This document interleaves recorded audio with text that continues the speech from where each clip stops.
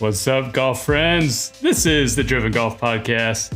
I'm here with the super producer, Joseph. Okay, what's going on, Joseph? Hey, Jim. What's going on? Yeah, we're here the day after the U.S. Open, Heartbreak City in Pinehurst, North Carolina. What'd you think? I mean, I didn't get to watch a lot of it just because we had, something going on. But we'll talk about that in a second. But it was an exciting finish. I mean, it lived up to the hype. It was everything we wanted out of a major and out of a PGA Tour player going head to head with the LIV player. I mean, it was pure drama at the end, right? Yeah, I mean, I've always been a Rory fan for sure, but I think I never realized the extent of my Rory standum because we had one of the probably the most memorable drama-filled U.S. Opens in recent memory. And I couldn't bring myself to listen to any of the post-round Shotgun Star Noah Lane up, which usually after the majors is a great thing to listen to. So it's still a little raw. It's a little too raw for me at this point. And I don't know if I ever want to see those two putts again. I hate seeing people miss short putts like that. Do you think you would have made one out of two of those putts, honestly? Well, we were talking about this on the pod. Did you see the replay of his putt on 18?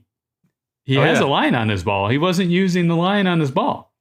Shame, Rory. Shame. And then the second putt, he actually marks it and sets it up. So and then you have Bryson on the other hand, who's literally scoping everything soaking down. His balls in salt. Exactly. Taking everything down to a science. So you really have one of the most important kind of short putts in your life. I think that's the one where you want it started on the line and just treat it like a free throw, like we talked about. And I think that he didn't treat it like a free throw, or he bricked that free throw. So in any case, unfortunate. But I gotta say, he issued a statement after his literal Irish farewell last night. I'm back all in. I'm all in on Rory winning the Open Championship. You're shaking your head. I don't think so, Jim. He's had his chances. I think it's just I don't think he's gonna get over the hump again. It is what it is. You can't be peeling out of the parking lot like that and taking your ball and going home. Rory, come on, man. You're losing. Rory. You're losing fans. I can't. What are you doing? I can't quit you, Rory. Team Bryson all the way. Let's shift gears. Let's talk about the reason why we weren't able to watch too much of the weekend's action. The super producer was the super looper this weekend at the Texas Amateur, the 115th Texas Amateur. I see you wearing your Trinity Forest shirt, and you were caddying at the Texas Amateur this weekend. How was that experience? Yeah, it was great. It's good to be back. Kind of a home game for me. Got to caddy for Luke. I've probably looped out there about 100 times back in the day, so it was great to be back on property. It's a course that I love. It's really fun to play. It's different and unique in the fact that it's there's nothing like it in Texas with the Zoysia fairways and kind of the openness of it, and you're exposed. Luke really enjoyed the course, played very well, came up just 2 strokes short. So shout out to the champ, Reese. He played great. He got off to a hot start, and it never looked back from there. He was dialed in, so it was good to watch, and he's a good competitor. So I think it's one of the cool things. With a couple of things. One, Reese Roberts, who won the Texas Am, I think the youngest winner in the history, really impressive. Luke and Reese have been battling for a number of years. Reese has always been an excellent player, and I remember 3 years ago, about 2.5, 3 years ago, they had a match where it was basically they were in the younger division and they beat everybody in the older division, and they had a shootout in the back 9 where it was basically one guy had 4 birdies in the back 9, the other guy had 5 birdies in the back 9, and Reese ended up besting him by 1. And they're half the size they are now.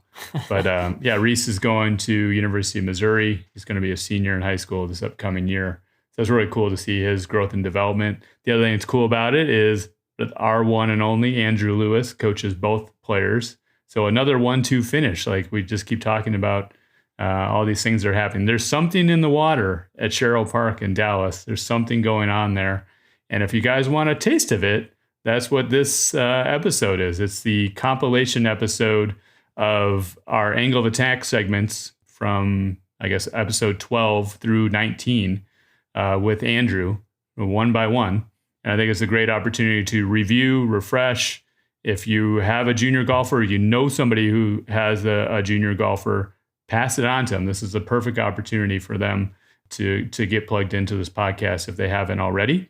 And I would say there's a lot of information that goes above and beyond and is relevant to all golfers that are looking to improve. So this kind of season of angle of attack, we tackled kind of like how to whittle your scoring average over time. We started with sort of an 80 shooter and how to get to 78 to 76, and then 76 to 74. All the little kind of elements that are kind of relevant for golfers in those stages. We cover about 2 or 3 episodes in each category.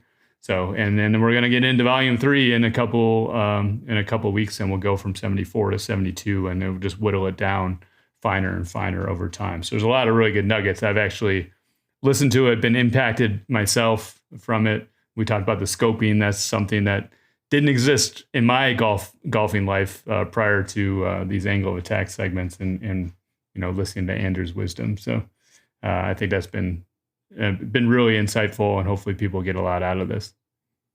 One thing I wanted to mention, Joseph, you said you caddied at Trinity Forest. That the Texas Golf Association posted this picture of you on their Facebook page, deep in the weeds of your yardage book.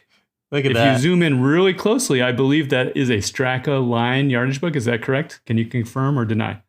I can confirm, Jim, and I used code DRIVEN to get my 20% off. So if you're looking to get some discounts on some StrackaLine books, they recently actually, Jim, I don't know if you know this, but they now have aerial image photos within the books if you're interested in that. So they're really stepping up their game. I use them. Luke uses them. I trust them. So they're really good. Yeah.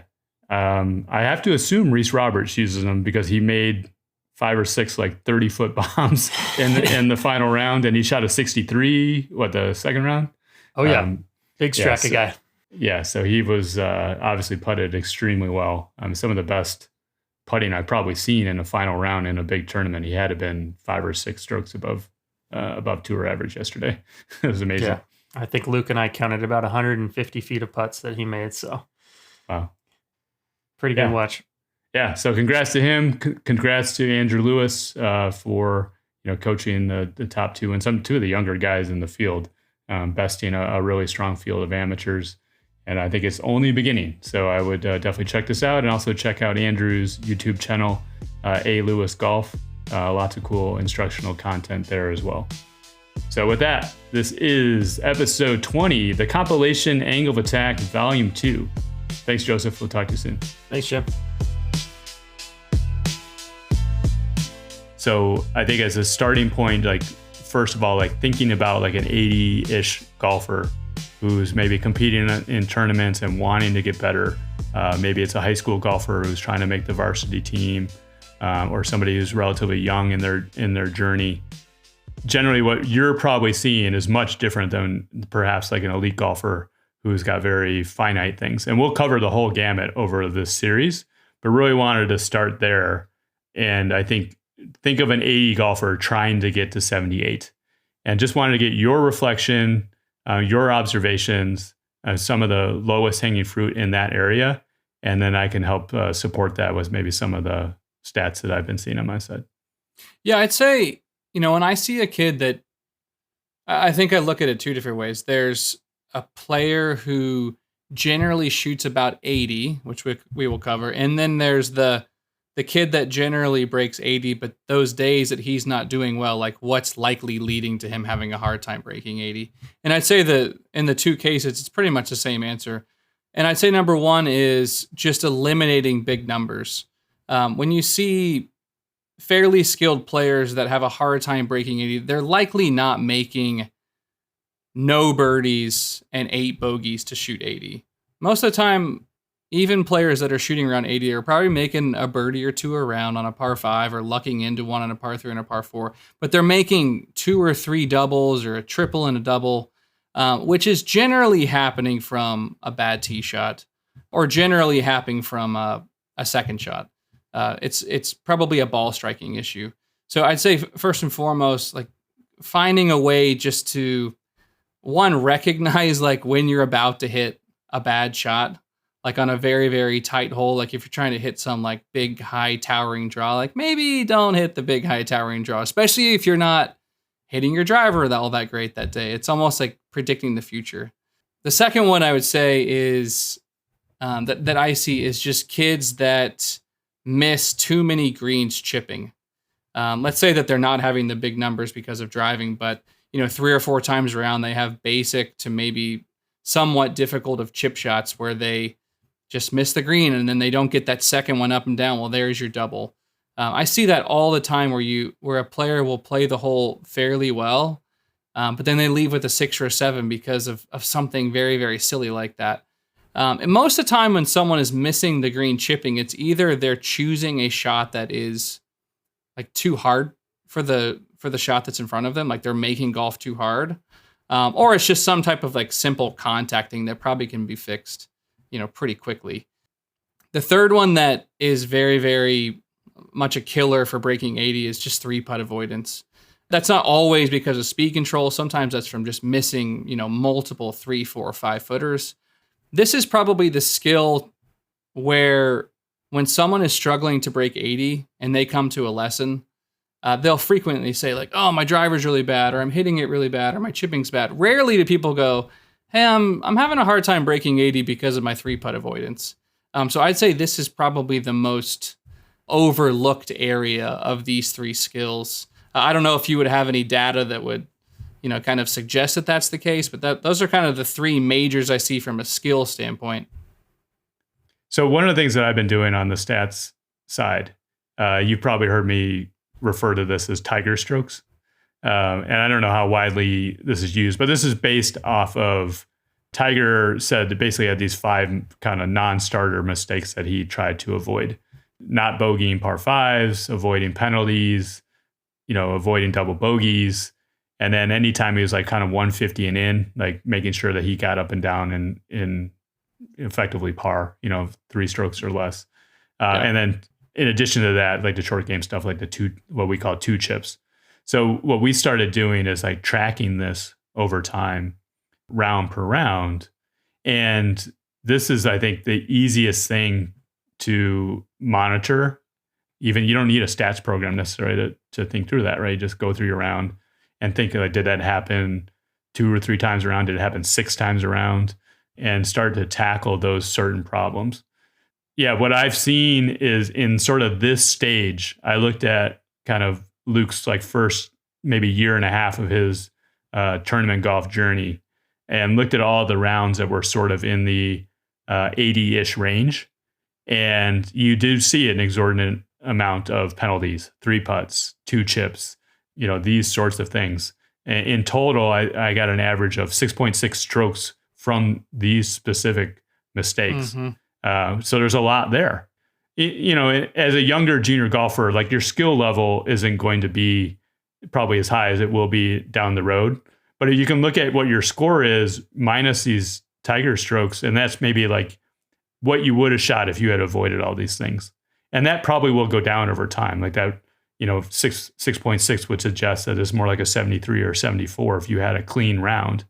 And that will improve over time where even the best golfers, like I actually had a benchmark because I wasn't sure, like you can't avoid these things completely.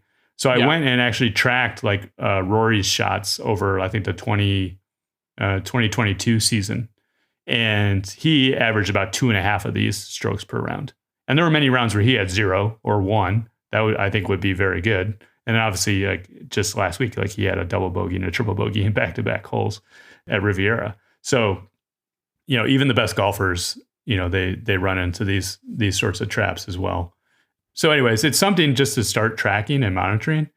I think there's a lot here to unpack. So maybe next episode, like, let's talk about the short game aspects, the chipping and the putting, but let's separate that from sort of the course management, the mental aspect, the decision making, and I guess sort of like the focus and commitment. Because what I tend to see, what leads to a lot of these issues, obviously it shows up in the execution, but a lot of it I think is maybe lack of commitment or not knowing exactly what shot to hit, or making a dumb, necessarily not the wisest decision in the moment, because maybe emotionally you're not in a place where you're able to make a right decision, because like this round is going horribly wrong, or like the pressure of the moment is becoming too much, or what's potentially at stake. And we're not expecting relatively young golfers have all the answers, and this is part of the journey, right? Part of the process.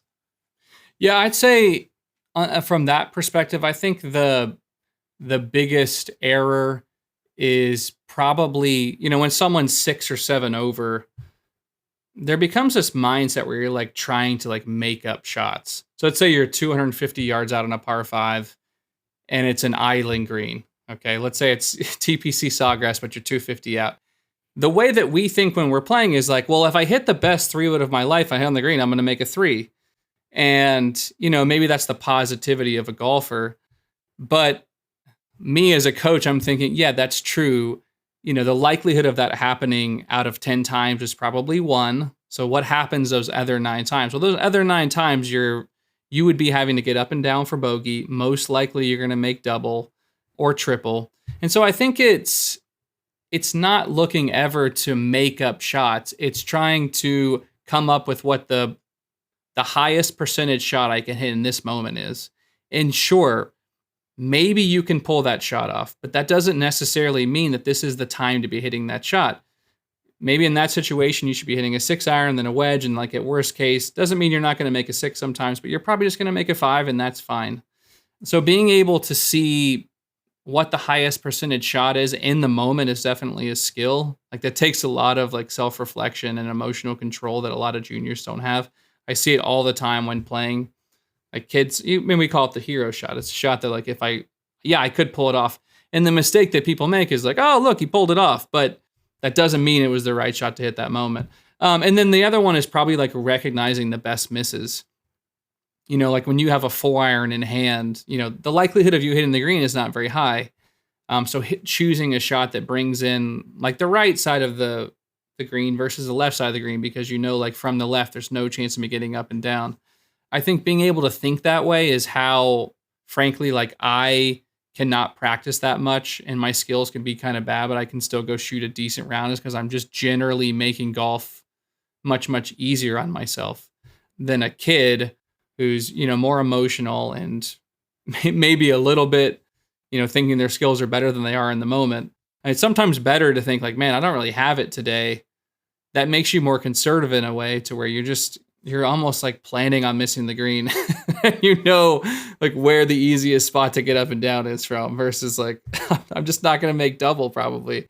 So the only other thing is there is a mindset of like an 80 shooter. So let's go to the kid or the player that like has a hard time breaking 80. Like we're very much aware of what our score is with like 3 or 4 holes to go. And we start becoming like very protective of this idea, I'm going to shoot a 79. Like even today I had a kid, he's like, man, if I would have parred the last hole, I would have shot 79. And I'm always like, it's only 1 shot better, but there's something about a 7 instead of an 8 that makes us feel a whole lot better. So I think, as generic it is, like this 1 shot at a time mindset, like is something that has to be learned, to where you're not making decisions based on the outcome of shooting an 80. You're really going back to like, this is the best shot I should be hitting in this moment. And again, that takes a lot of emotional intelligence to be able to think that way. But I think that those are the keys to like finding 2 or 3 shots around with no change necessarily in like how you're playing. That's interesting. And it's very related to the next metric that I wanted to mention. We borrowed this from Decade, so shout out to Scott Fawcett. But he has, as part of his stat tracking, you enter your scores and your putt lengths and all that sort of information. But he has this mental scorecard, which is how many of those, if he took 5 strokes on that particular hole, how many of those strokes, I'm paraphrasing here, were you 100% committed in terms of you knew what kind of shot you were going to hit? you had like sort of a positive mindset in terms of clear focus, clear direction, clear execution of those 5 strokes. And I think he had a goal of say like 95+%. So we started tracking this early on. And I would say for these rounds where Luke was in the 80-ish, it was at 80%. And I think I recall Scott quoting that it was basically each sort of lapse on average cost you about a third of a stroke. But if you're having 80 strokes and 20% of them costing you a third of a stroke, that's 5 strokes right there. So when I mentioned sort of the mental lapses sort of leading into these execution errors, like we just talked about 6.5 tiger strokes for this typical kind of 80-ish round. And you could attribute over 5 of those strokes to the mental side. Yeah, I just think like when these rounds aren't going well, they do have a tendency to snowball. And I see that even in the highest levels of junior golf. And, even as they go on this journey, it's something that they have to be able to manage their emotions through the course of the round in terms of patience, positivity, like you said, taking one shot at a time, but just letting past results go. And I also think the other thing that can be troubling is sort of 2 things. One, like what your real score is relative to what you think you should be at, like the sort of this perceived score based on how well you're hitting it, or maybe the birdie chances that you've had in this round that you've maybe missed. That's all in the past, right? Yeah. Like all you can really control is your focus, attention to detail, and mindset going into this next shot, and what you can do from here into the house.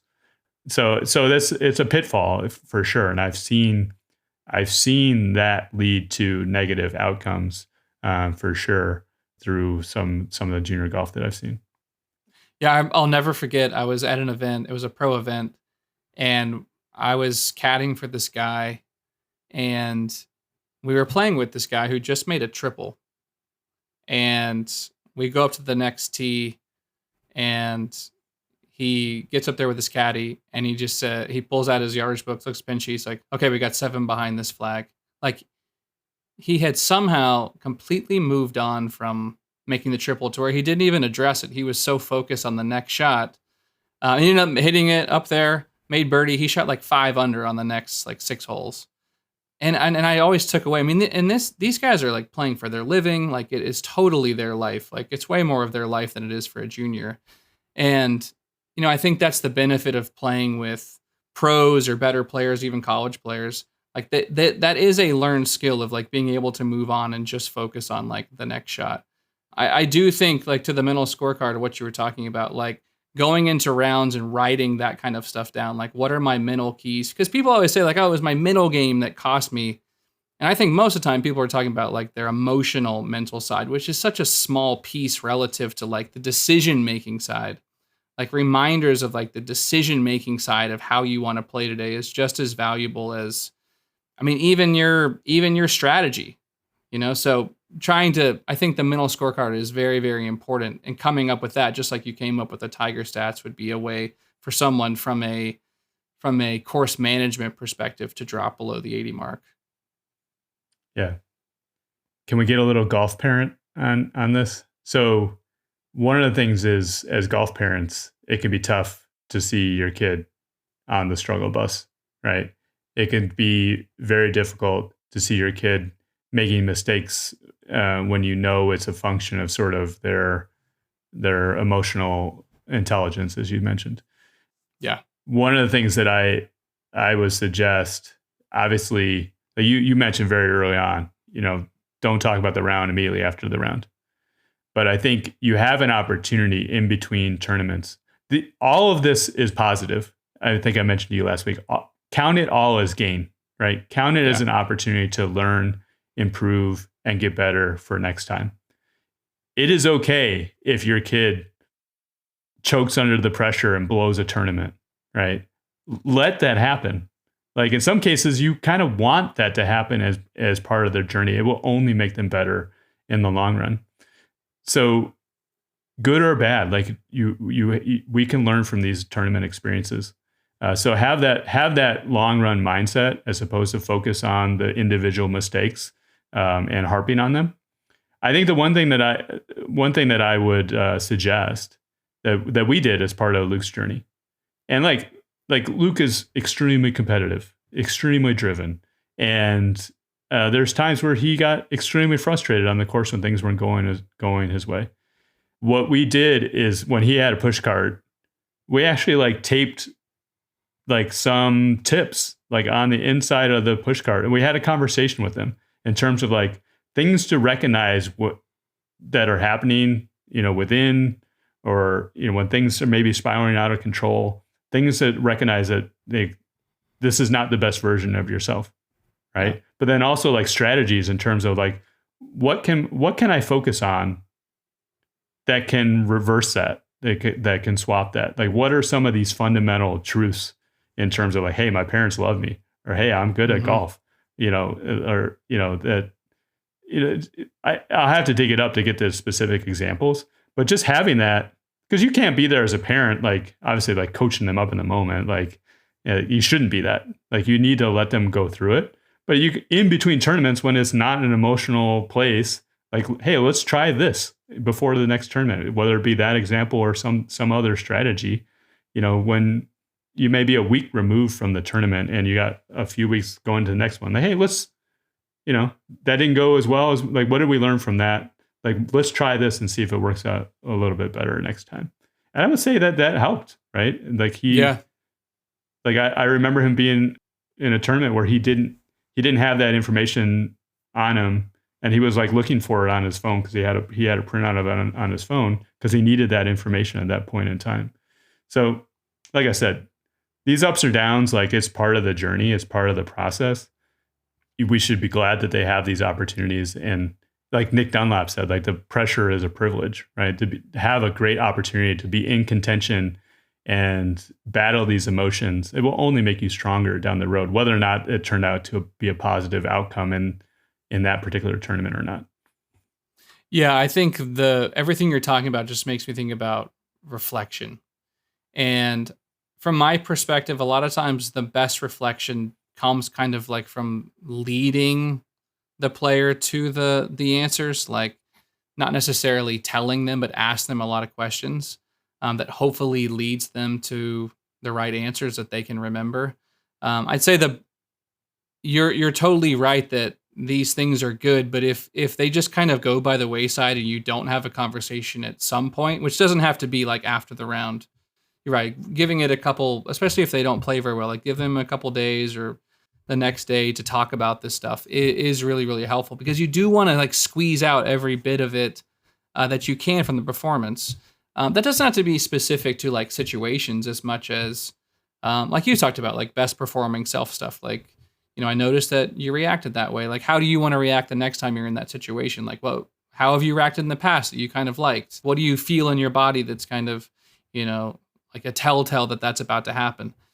So yeah, I think the level of reflection that you guys did is totally healthy and things that parents should try to do. Because you got to remember, these guys, these girls, they are kids. They're not going to be able to process all of this as well as you are. But telling a kid what to do all the time is not also like going to be totally welcome. So it takes a little bit of, savvy parenting to probably get the most out of it. Hopefully they have a coach that is helpful at pulling some of that out too, if they're talking about their post performance. Like a lot of the kids I coach, I have them fill out if they're not doing stats, I have them fill out a tournament reflection sheet where they're filling out their basic stats, but they're also filling out, some mental things and writing out like the reason they gave themselves that score. So any level of reflection is going to help. Yeah.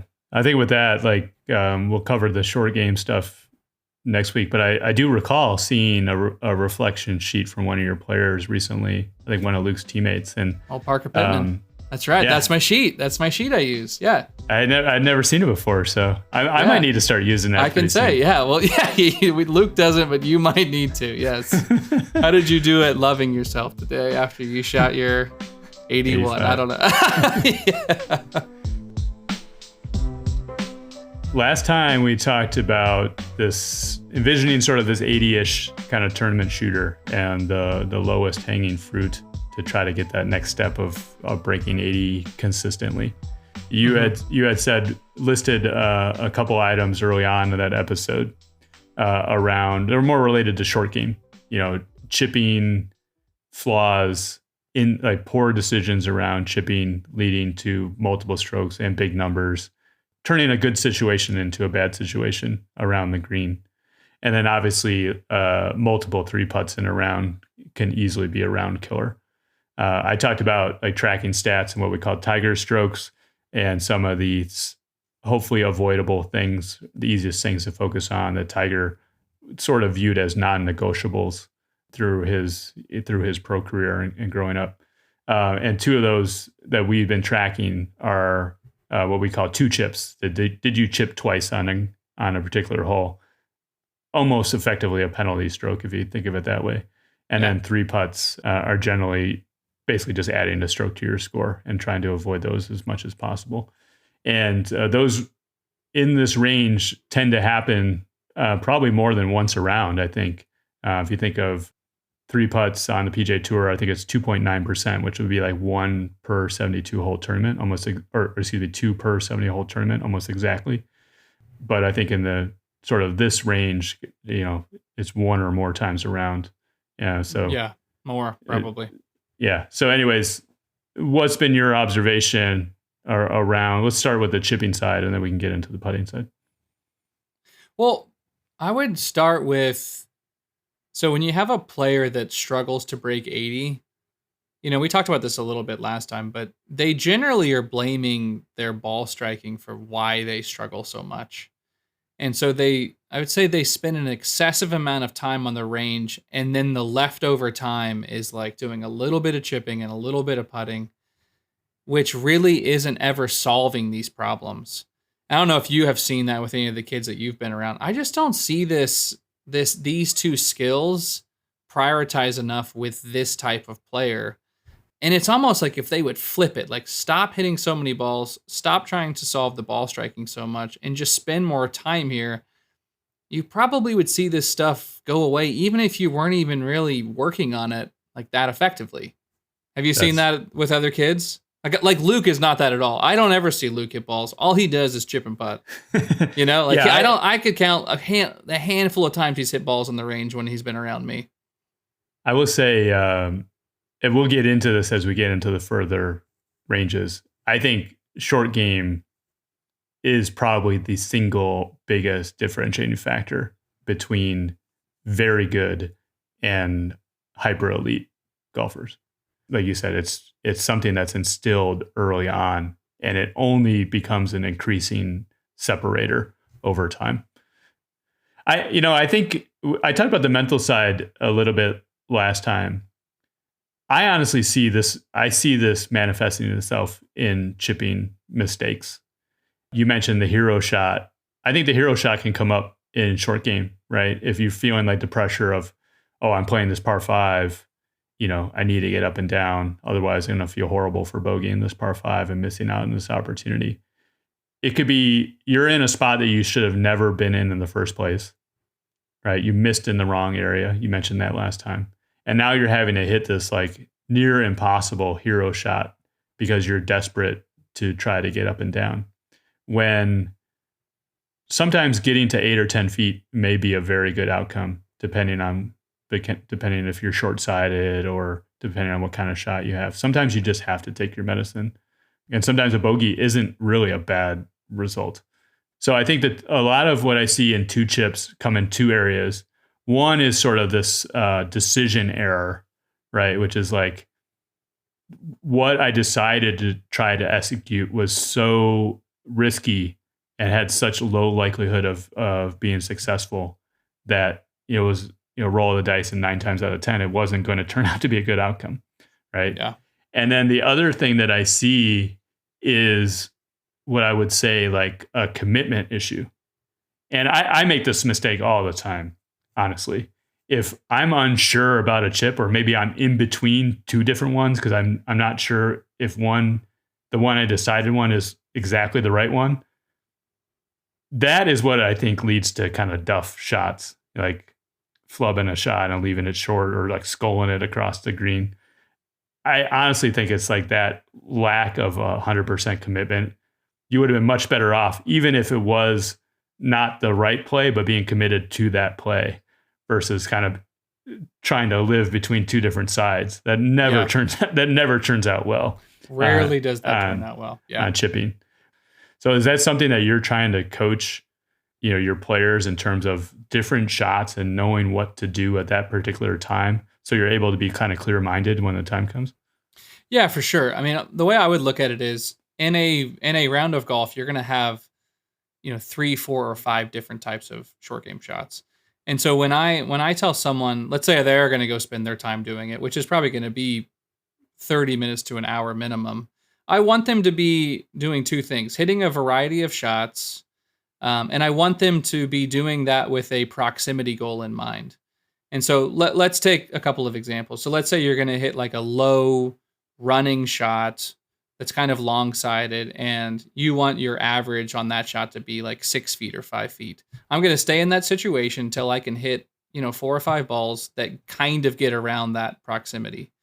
I don't need to do that shot all day. Like once I've achieved that, I'm showing the proficiency that I can do that. I'm going to move on to something that maybe adds a little bit of loft and spin. I may go to a bunker.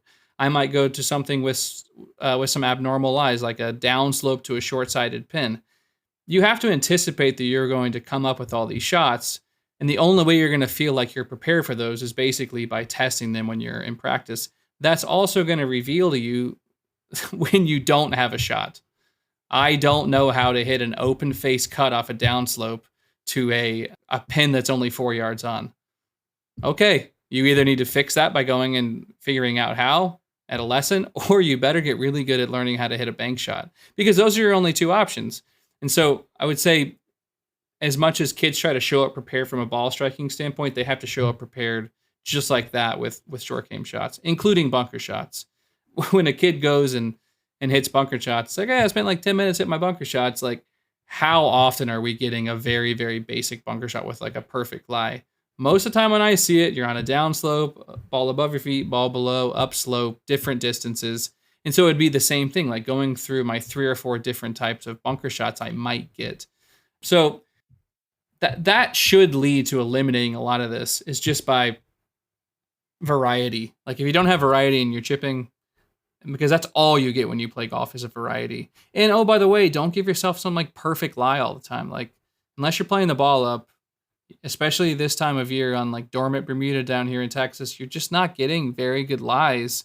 And so you're having to make short game selection decisions almost strictly based on the lie down here right now. Like it is so difficult to chip, which is about to get better starting in March when like the grass actually comes back. But yeah, make it game-like. Like that's probably the other thing, is like make your practice game-like. You don't need to sit there. I can't stand. I'm standing on a soapbox. I cannot stand when I see people hit 50 of the same short game shot.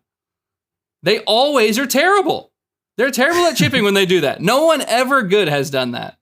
It's ridiculous. That is not golf. That does not have a high transfer to like you chipping well. Okay, I'm going to calm down. I'm not going to yell anymore.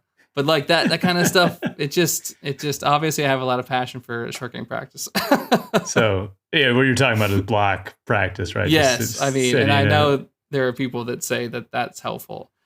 I would disagree on like short game shots. I don't see how that's helpful, unless you can't chip like it. But as someone that shoots an 80, they probably are pretty proficient at like a couple types of chips. They may not be good at the downslope, open face, spin the face, open cuts, but they probably can hit some pretty basic shots.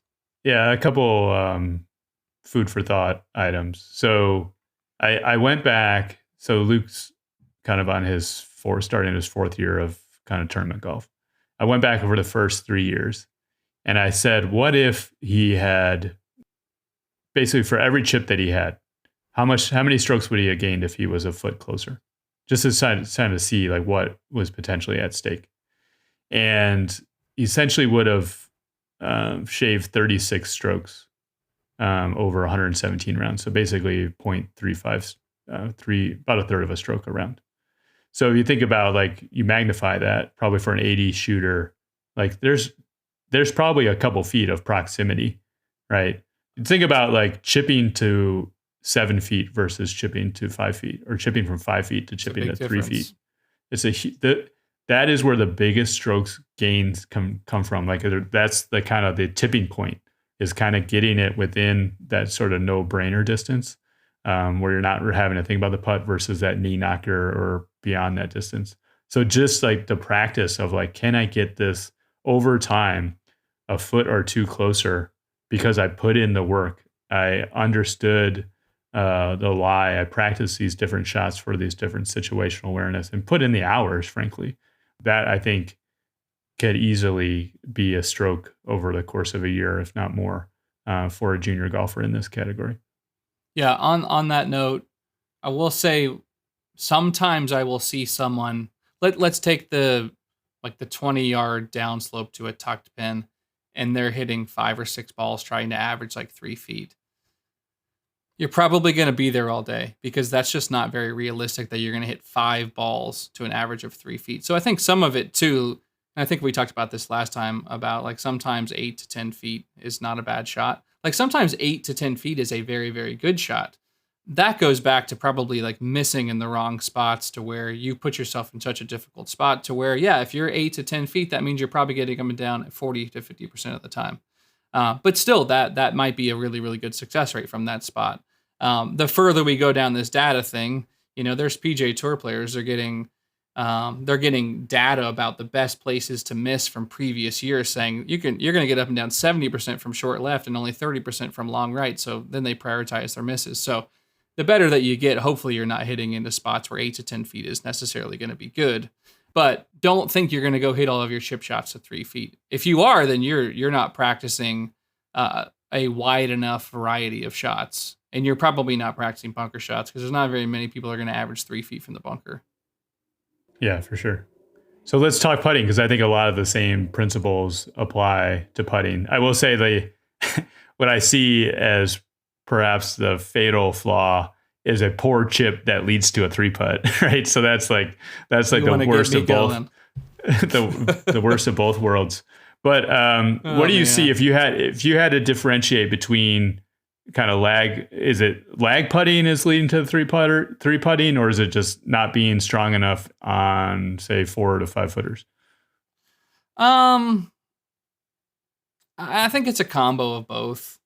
I think lag putting, generally speaking, if you get a lag putt inside 10%, that's a good putt. So if you have 50 or 60 feet, like it's a good putt to hit it to 5 or 6 feet. So when someone's hitting it to 5 or 6 feet and then they're missing the 5 or 6 footer, like that's clearly on the short putt. But I think in general, like I wouldn't even go to like the 50, 60 footers. I would say it's kind of okay for this 80 shooter to 3-putt from 50 or 60 feet. I see the 3-putts happening from like 15 to 30 feet. And that probably happens more from like this mindset that I'm going to make this, or I've got to give this a good run, versus the likelihood that you're going to 3-putt that is much, much higher than you're probably going to make it. So I'd probably say it's the intent behind the putt that led to poor speed that then puts stress on the short putt. And just generally speaking, on people that shoot around 80, they just definitely don't practice their putting enough. If they do practice their putting, when I see a new client, I ask them, let's say they shoot around 80, and I say, do you practice your putting? They generally don't do any form work. And then if they do putt, they just say, well, I just kind of putt around. So there's never really any objective reason behind like why they're putting. And so there's not a whole lot of solution. Like they don't do speed control drills, and then they can't start the ball on line to necessarily make the 4, 5, 6 footers. And oh, by the way, their green reading is probably not great.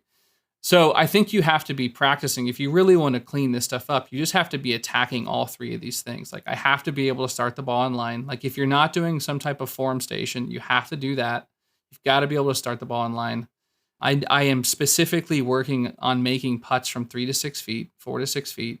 And then I'm doing some type of drill that is correlating with my speed control. So if that's like 20 to 50 feet, not trying to hit every putt to 2 feet or 3 feet, because again, that's not realistic. Just like chipping to 2 feet or 3 feet every time is realistic. But I'm trying to be able to do something, let's say over a 3 or 4 ball set, where I'm kind of seeing some consistency in like my ability to hit a putt, within a few feet of the hole. If you can be doing those things, then you should see that you're 2-putting more often. You're still probably going to 3-putt some, just because as you become a better player, your touch is probably going to get better. The only other thing is green reading. I think a lot of people 3-putt on putts that they think they hit well, that they just completely misread the speed more than necessarily the break. So learning some type of system for green reading is probably the area that I see is like no one has a clue on like how they read the green. They just kind of like, oh, I think it's moving left because it looks like it's moving left. So putting is much more objective to me than chipping. Chipping is the most gray area of golf. Putting, we can make it much, much more objective than chipping if we kind of like learn those 3 skills and like how we monitor them and how we enhance them.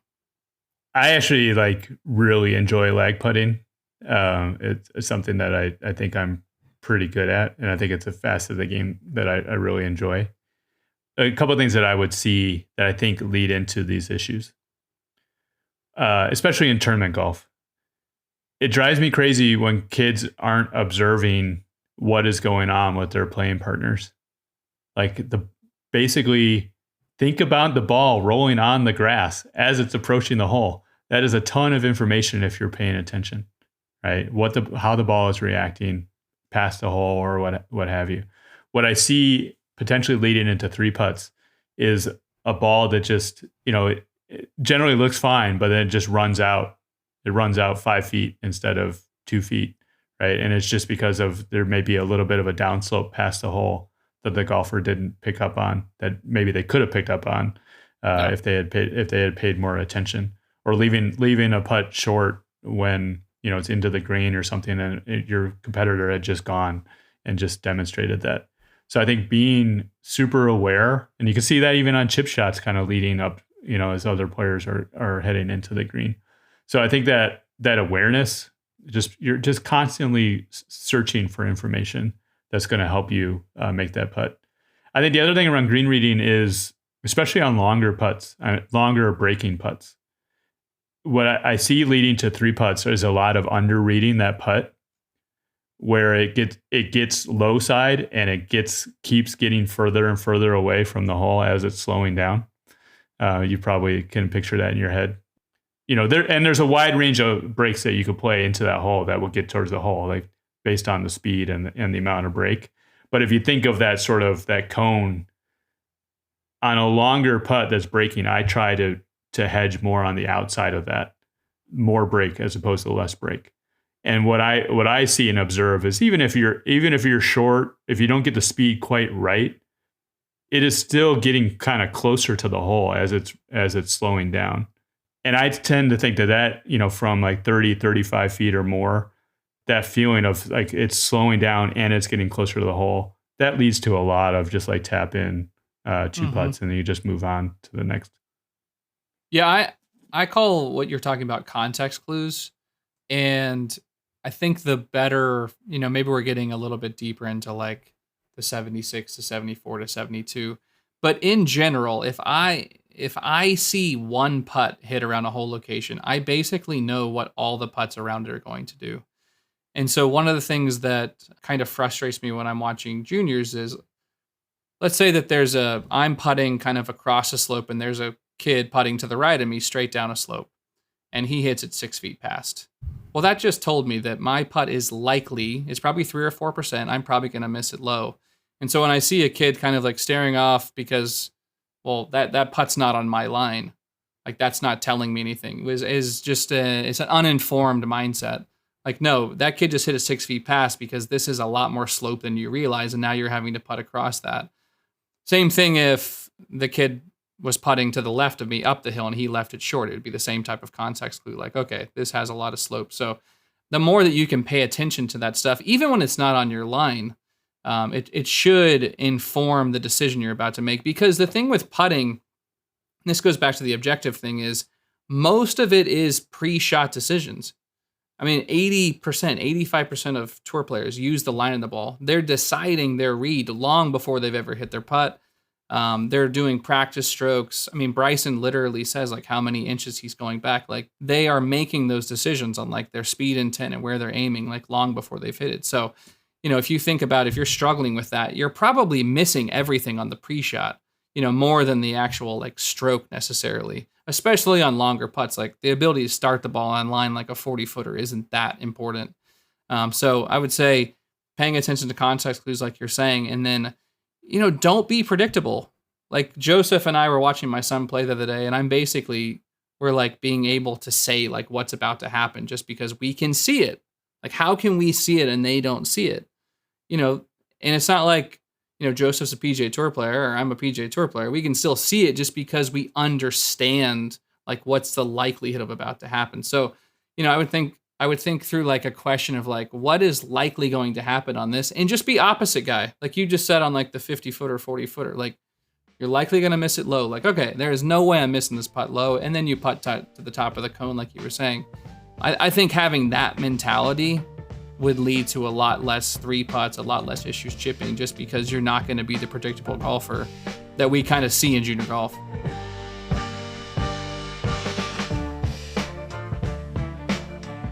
Yeah, so this 78 to 76, I wanted to get your thoughts on this, because I see this as potentially like right in the wheelhouse for, I think, good, decent high school golfers.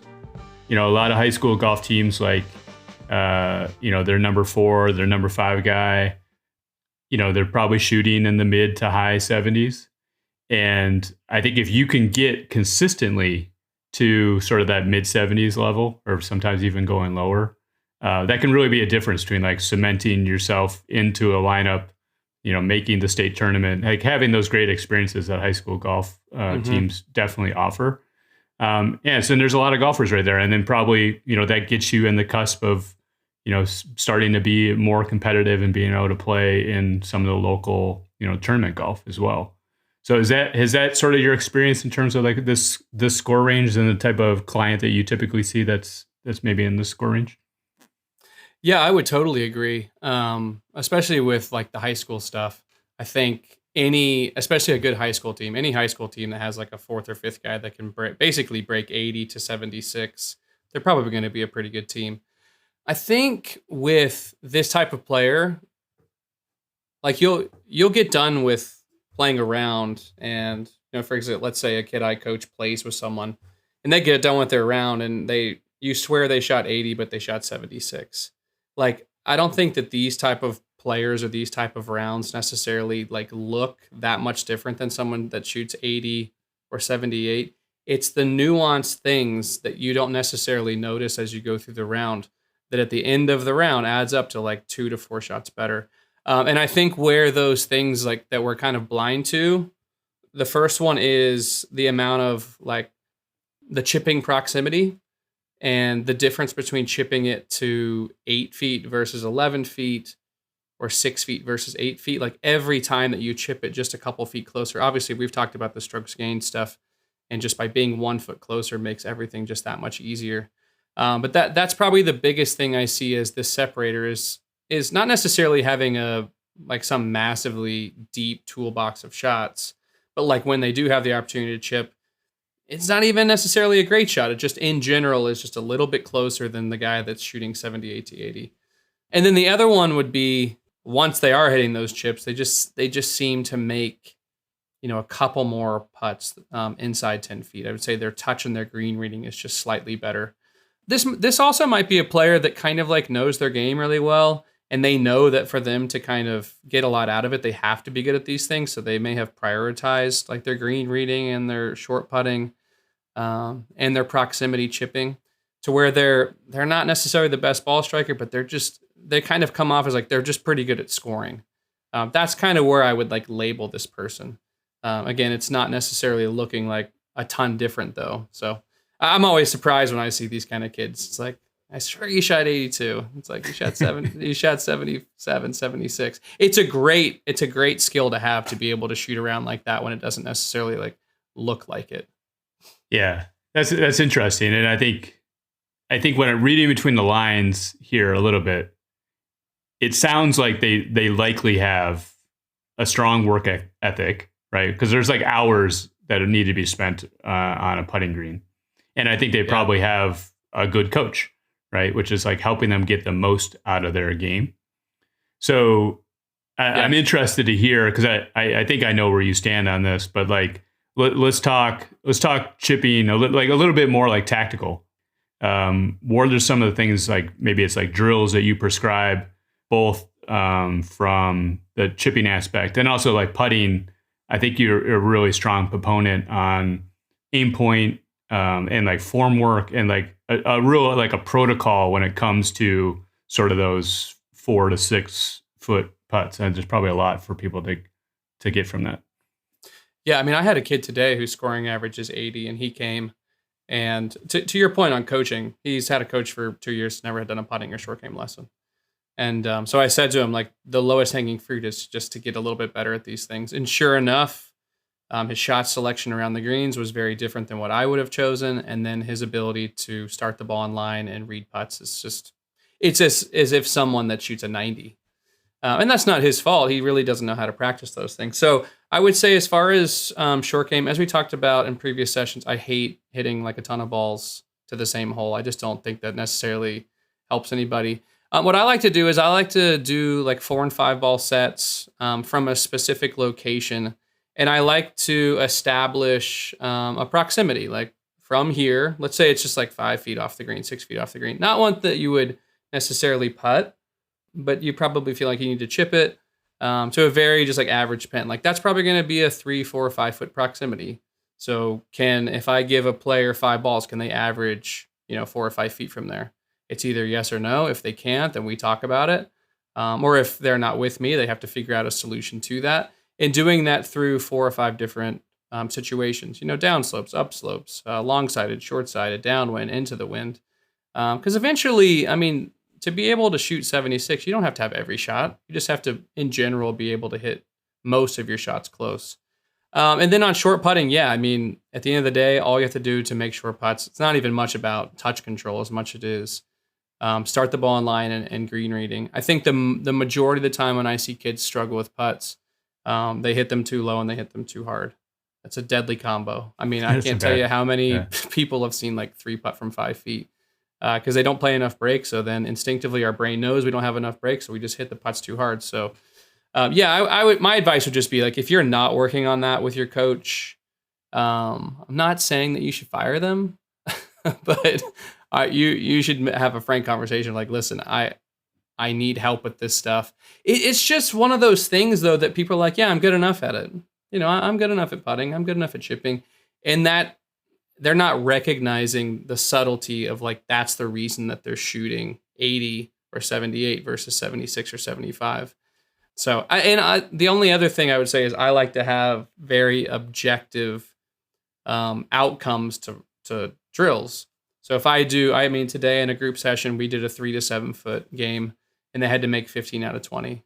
And if they couldn't make 15 out of 20, they had to correlate as to why they couldn't make 15 out of 20, then go practice that skill and come and do it again. They couldn't leave until they did that. So stuff like that. I mean, if you can do stuff like that, then you're probably going to putt fine. If you can roll through the 5 ball sets, you're probably going to chip fine. And if you can't, then you're really going to hope that you hit the ball really well that day, because you're probably not going to shoot 76. That's kind of how I would look at it. Would you correlate like a 4 foot putt to like a free throw? And when I'm thinking about like with respect to being a good free throw shooter, they're going to follow the same rhythm, the same process. And obviously like that's been honed over years, like literally, right? Where it's almost like they could do it in their sleep. Like, is that what you see, from people that have put in the work? Like it's, like there's a certain like rhythm, like what they own that rhythm. Like it doesn't necessarily have to look a certain way, but like they kind of maintain a consistent kind of pattern and routine for each 4 footer that they face. Yeah, I would say that's the case, like inside 5 feet for sure. Because it's not as much about green reading at that point, right? Like you're not playing a ton of break on those. Yeah, I would say there's a rhythm and a cadence to the whole routine up to the stroke, to where most of the time it's, left edge to right edge, somewhere in the middle of the hole. And that, and it's actually interesting because good free throw shooters make about 90%. Yeah. Good 4 footers should be about 90%. So yeah, that's a good correlating. That's your March Madness. You're Yeah, there obviously you go. watching a lot of basketball. Yeah, you mentioned for one interesting thing, like if you can get a sense of the read, and maybe it's like a 1 or 2% break, right? But like I love the inside, for me, like inside left edge putt. Like I would never really aim a left to right breaking putt, like start it left center, right? Because if you start it inside left, you have all this like margin for error that's going to is still going to fall in. Like I see, like you was talking about missing low, which is like, yeah, maybe you aim just left center, you tug it, and then it ends up missing low side. Yeah, like that sort of thing. So yeah, I think I've had pretty good success just like being super committed to the line. And I know that you are a proponent of using the line on the ball. I typically don't. But I think that's more out of laziness. Anything else? Don't want to bend down. Yeah. But have you? I mean, I don't know. Has anyone done like a study like with the line, without the line? Is it? Yeah, I feel like somebody did, and it was like 80 or 85% of tour players were using the line. I think so. Yeah, I'm a big proponent of Aimpoint. I just like the objective nature of Aimpoint, right? So if it's 3% on stimp at whatever, it's just this much break. Like it just is what it is. That doesn't mean that you have to hit it with that much break. You could hit it a little firmer or a little softer. But in general, Justin Rose said it best when he was winning the Masters a few years ago. Someone asked him about Aimpoint, and he said, it just gives me a good ballpark. You don't have to freak out about it. But if you are going to use the fingers, it gives you a very like objective spot to aim your line, and then you just aim your line there. I think it works great. It makes a lot of sense. But the thing with green reading is it's really hard to teach feel or vision.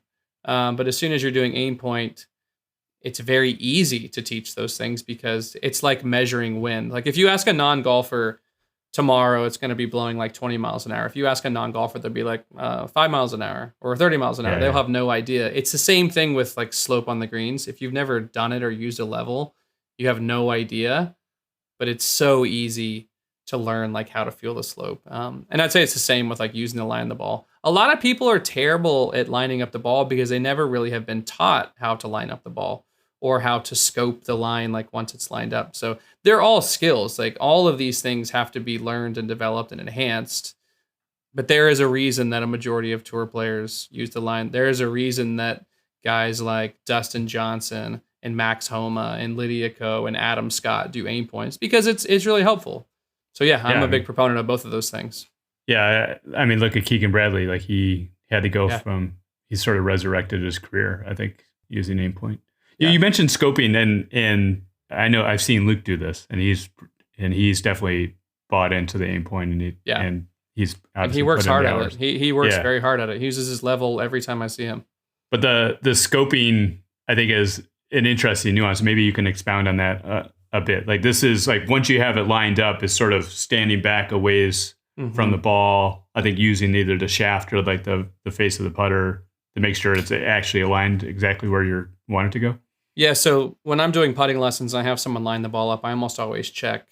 I'll have them put a marker or a tee kind of where they think they're lining it, and then they'll line their ball up there. And almost always, just based on your initial line, it's not exactly at that point. And it's very, very hard to identify just visually looking or even bending down to see like where exactly is that line. So scoping is basically using a parallel line, or you can cover up the line of the ball, and it shows you, because the shaft is vertical, like further up, where the shaft actually is relative to the hole. So it's very, very helpful for the precision. Like I think even Bryson doesn't. So if Bryson does it, obviously it's precise enough for him, just so that you don't blame the wrong thing. Using the line is strictly for aim. For example, the kid that I had today that can't start the ball online, he did start the ball online multiple times after we fixed it. And he was missing his gate by like 4 inches because he was aimed so far left. He had no idea that he was aiming so poorly. And so it's just, people need help with aim. And then once they're using the line, I don't know anyone who doesn't scope their line that's a good putter, because it's just really, really hard to aim. Yeah, that's interesting. One Again, other thing though, I wanted all skills that have to be worked on. Yeah. One thing you mentioned just it triggered a thought in my mind, or just around aiming. A couple of years ago, I stumbled across this like video series by Adele Golf. They make these custom putters. And I know David Adele a little bit, but he basically, everybody like you could hand a putter to like 4 different people and they would all aim that putter differently, right? Depending. And if you like, they have these customized where they switch out the lines, and it's almost amazing. Like, if it had 2 lines versus 1 or no line, how that just changes your mental kind of, alignment. So, I mean, I think there's one thing to look at. I don't know if you've dug into this in terms of like putter fittings around and what it potentially could do to alignment, because that could be a potentially a low hanging fruit. Like somebody just might not have the right putter for them, right? And they don't know why they're missing these putts, right? There just might be an inherent bias to them, So the putter may be super fancy, it might be a Scotty Cameron or whatever, but maybe it's just not suited for the particular golfer, right? I actually used to fit Adele putters. Oh, really? Back in the day, yes. Oh. And they do a cool aim test. My 2 counters to that would be, 1, you don't have to be aiming directly where you want to be. Yeah, it's just consistently, right? Yeah, as long as you can do something fairly consistent, I'd say within like a degree or so is pretty good. And then 2, when I used to fit people, using the mirror and the laser, I don't remember if I was told this, but they wouldn't necessarily use the line. So I would agree 100%. Like if you just throw the putter down with a white ball, no line, I think most people don't aim very well. And yes, changing the putter configuration, mallet to blade, 3 lines, dot, no line is going to change it. But I just haven't seen when someone uses like a thicker black drawn line that they can't, in general, aim their putter pretty well.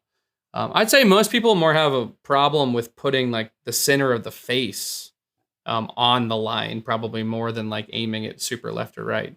But yeah, that is an interesting fitting process for sure. I mean, I people are always way off, but I don't necessarily see that as like a massive problem. But it's again, check the box on stuff. It's totally fine. Yeah. It's a good putter. I still have my putter. The best putting round I ever had was with an Adele putter. Oh, there you go.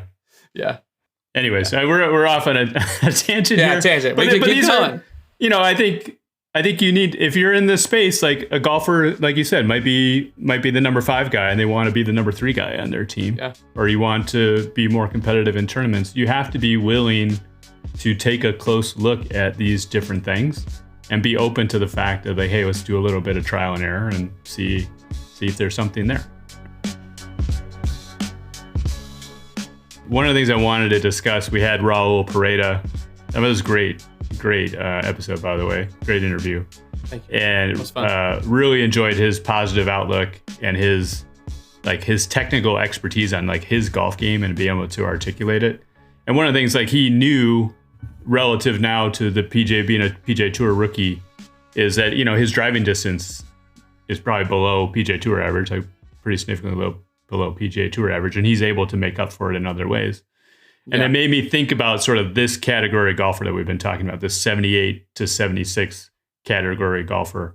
We talked about like high school golfers that are trying to be more competitive or starting to compete in more sort of local events and wanting to do well there.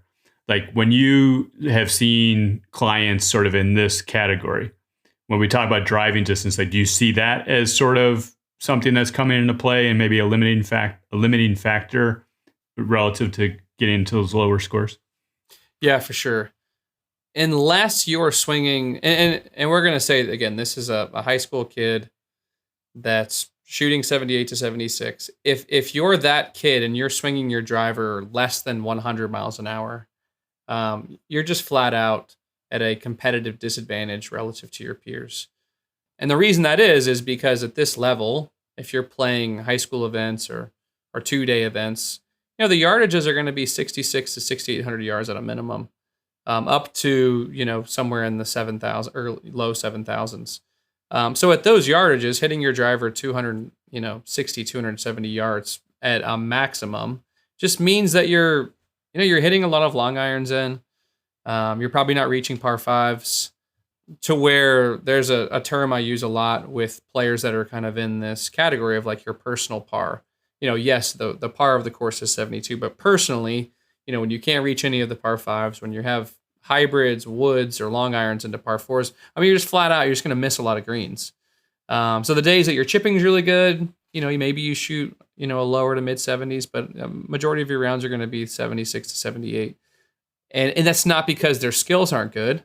It's just the odds of what's likely going to happen over 18 holes if you like consistently have these shots. So yeah, for sure, I would definitely see this as one of the reasons someone might be shooting that. And Raul mentioned he started using the stack, which you mentioned you're a proponent of. I'm definitely a proponent of. And we had Jared Phillips on way back in episode 3, I believe, where he was talking about, when and where to use it. So do you like prescribe that sort of stuff, or do you just like, here are the different swing speed options that are out there? I guess the one thing I wanted to get your perspective on, and I haven't quite solved for this, is like, how do you incorporate that versus like in season, say, like how do you keep building that momentum up without losing some of the skill stuff? Is that like a very fine line? Yes, it makes sense. In season, I think like the way that Fitzpatrick or even Raul said is like they're using it to basically like maintain what they have.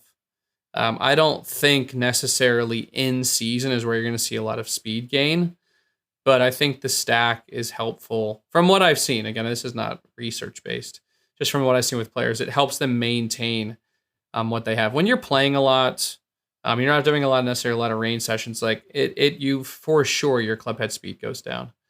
So doing some specific speed training like the stack helps you maintain it. For a player, let's say that has lower club head speed, they're not necessarily looking to maintain their club head speed. They're looking to gain club head speed. So as far as prescribing it, I think I would say I do more than that because I'm not trying to get them to maintain it. So yeah, my first thing with a kid, if they're struggling with that, is to send them to someone like Jared. That's usually it's a fine line because if they're just smaller, take for example my son Cameron. He's just a late bloomer. He's just a little bit small. There's not a whole lot that can be done. Like he's not going to swing 110 by December. He's currently swinging 95, but he's going to see Jared. I mean, I think getting into the working out has been really helpful. He's definitely seeing speed gains. The stack is there as a piece of the puzzle, but it's not going to be the only thing that a kid's going to need. They're going to have to build muscle mass. They're going to have to build size. You're going to reach a point where you can only swing that thing so fast. So yeah, it's definitely there. The one thing I'd say is you just have to be careful when you're doing speed training, not from like hurting yourself. I've just seen it backfire with form issues. With the number one being probably like the length of swing getting like excessively long, the arm swing, because obviously if I can move the end of the club further, I'm producing more like potential linear swing it faster. And that's great, but you still have to hit the golf ball where you want, have control of the low point and the curve. So I think you have to do the stack or things like that in the context of your general swing. And of course they do ask you like sometimes to do like 100% swing, and that's fine. But in general, getting that little radar to like say as fast as possible, like isn't the end all be all. Like you're not going to shoot lower because it for sure says, 5 miles an hour faster. It has to be done it has to be done in context. The one thing I wanted to, it made me think is, I used to coach baseball, and in the younger years, especially because kids, they hate to strike out. They've got 20 parents screaming 40 different instructions at them when they're at the plate. No way. Come on, parents aren't crazy. But they're, you have kids that maybe just want to try to make contact, and they're not really swinging with really intent to hit the ball hard, or drive the ball hard. And some of that like first boost that you can see is just like allowing them to swing with intent. Like, do you ever see, maybe this is not necessarily in this category, but do you see golfers that are maybe a little too careful with their full swing because they're worried about swinging too hard, or maybe they've been told not swing too hard, like sort of those things you hear, like keep your head down, like don't, because like you see a lot of the modern golfers now, like they get into the ground, and I mean, look at Scotty Scheffler is a perfect example. Like, they just Luke is another example, right? He just gets into the ground and he's violent, right? Yeah. And do you see like those coaches, those swings wouldn't have been coached 25 years ago, right? Someone who's like moving their feet in their swing. So do you ever see like golfers like that, or maybe there's just untapped potential because they haven't been given the freedom to actually like try to swing a little bit harder? Yeah, as golfers, anytime you guys play golf, anytime you hit one bad, you almost always say an excuse. Like, I topped it. So, I lifted my head. Or you hit it fat. Obviously, you kept your head down. Most parents, when they see their kid hit it bad, they say the same thing. Oh, you swung too hard. Oh, you swung out of your shoes. Oh, you just had bad rhythm. Or whatever it is, it's all the same thing saying, if you would swing slower, you would hit it better. Which is so dumb. It's just not even close to true. Yeah, you're just going to hit it less offline because you're hitting it shorter. That's basically what you're saying. At 300 yards, the cone is going to be bigger than 200 yards. Yeah. So yes, I do see that. I also see when kids don't hit on launch monitors often, they just don't realize how short they're hitting it relative to like how far they should be. For example, I had a lesson about a month ago with a kid, and he was saying that this kid on his team was out driving him by a lot. And I said, okay, well, let's hit on track, man. And he was swinging about 102 miles an hour. And I was like, okay, well, that doesn't seem crazy. I said, why don't you swing as fast as you can? The next swing was 108 miles an hour. And he's like, well, I could just never play like that. And I was like, you just flew at 275 in the air on a string. What do you mean you can't play like that? So part of it is we also condition ourselves to think, I can't swing like that. I can't swing at 95%. You can, if you practice swinging 95%, you can swing that hard. Half the time someone will come say, man, anytime I try to kill it, I always hit it good. So I would say most people don't play at their like peak speed, but when someone is intent, I like your word of intent, like someone has the intent of swinging hard, they definitely swing harder than if they don't think about it. Now, someone like my son Cameron, when he tries to swing harder, it does not go any faster. Because I don't think he has enough. The club's fairly long, plus he doesn't have a lot of muscle mass to move it any faster. But in general, if someone's a little bit older and more mature muscle-wise, I don't see that there usually is another gear that they can find. Yeah. Which, oh, by the way, did you guys see Xander at like 188 ball speed at the Players? Yeah. It's like he found another gear. I think it was because of length of swing. He's leading less laid off, more cross. Obviously, the club's traveling further. But like maybe he, to a degree, was like, maybe I can swing 190. So, yeah, I think there's a lot of like control. Let's just control the golf ball. Like, no, you don't need to control it. If you have control, it'll be there if you swing fast. Yeah. And I guess related to baseball is, I mean, there's still this mantra, even in youth or in high school, about like, you shouldn't bulk up because it's going to make you like less flexible and not be able to swing as fast. And if you ever go to even like a college baseball game, like everybody is a giant. Yeah. It looks like football players. Yeah. It's crazy. I don't see that at all. I mean, no, these guys are huge. No. Yeah. I don't think flexibility necessarily leads to like that much more club head speed. I'd rather have the muscle. I'd rather look like Bryson. I went to a college golf tournament it was not Colonial. This year was at Shady Oaks. And pretty much every guy was like Quadzilla. It's like some of the biggest legs I've ever seen.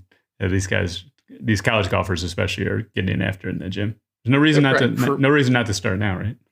They're probably cruising 120, like low end. Yeah, and I guess you mentioned cruising. Like I think that's sort of what Raul was talking about. Is like, not necessarily going all in and try and be Matt Fitzpatrick, but like increasing his top end speed. Therefore, his cruising speed is going to be a couple miles an hour, and like you said, more sustainable over all the travel and everything. Playing back to back weeks and everything. And I think that's where the stack is helpful. Obviously, it can help elevate your peak. I think it helps you get to your peak. If you want to raise your peak, you're going to have to do something in the gym, most likely. But it does help you establish and get to your peak for sure, and get there more often if you're trying to. Because club head speed, it fluctuates a lot. I mean, it really does. I'd say I see frequently 6-7 miles an hour differences just between guys, between weeks. Wet weather. I mean, obviously coming out of the winter, you're obviously swinging slower. In the summer, you're going to be hitting it further, not only because it's hotter, but just your body moves a little bit better. It's looser. So yeah, but paying attention to it, like, again, it goes back to all the same stuff, just like we talked about in the last episode of, chipping and putting things. It just needs to be paid attention to, just like all your other skills. It's important to see that improving, just like you see all your other skills improving. So if you don't have a plan for that, it should be part of your of your pie, like of everything I'm giving attention to. Yeah, that's great. So if folks have more questions, you want to reach out, it's at Andrew Lewis Golf. Probably Instagram's probably the best way to reach you. I did want to mention Stack. We've talked about Stack a lot. They're not a sponsor, at least yet, right? But Sasha McKenzie is, I think, the founder of Stack. He's a biomechanist and really a brilliant kind of golf mind. A lot of good resources there. I would encourage folks to look into that, or there's other kind of competing swing speed things. They actually just came out with a radar, a little radar thing that Bluetooths to your phone, because their app is really user friendly. It'll program you, what you need based on your baseline testing. But you had to sort of like say your speeds that you're getting from the radar translated to your phone.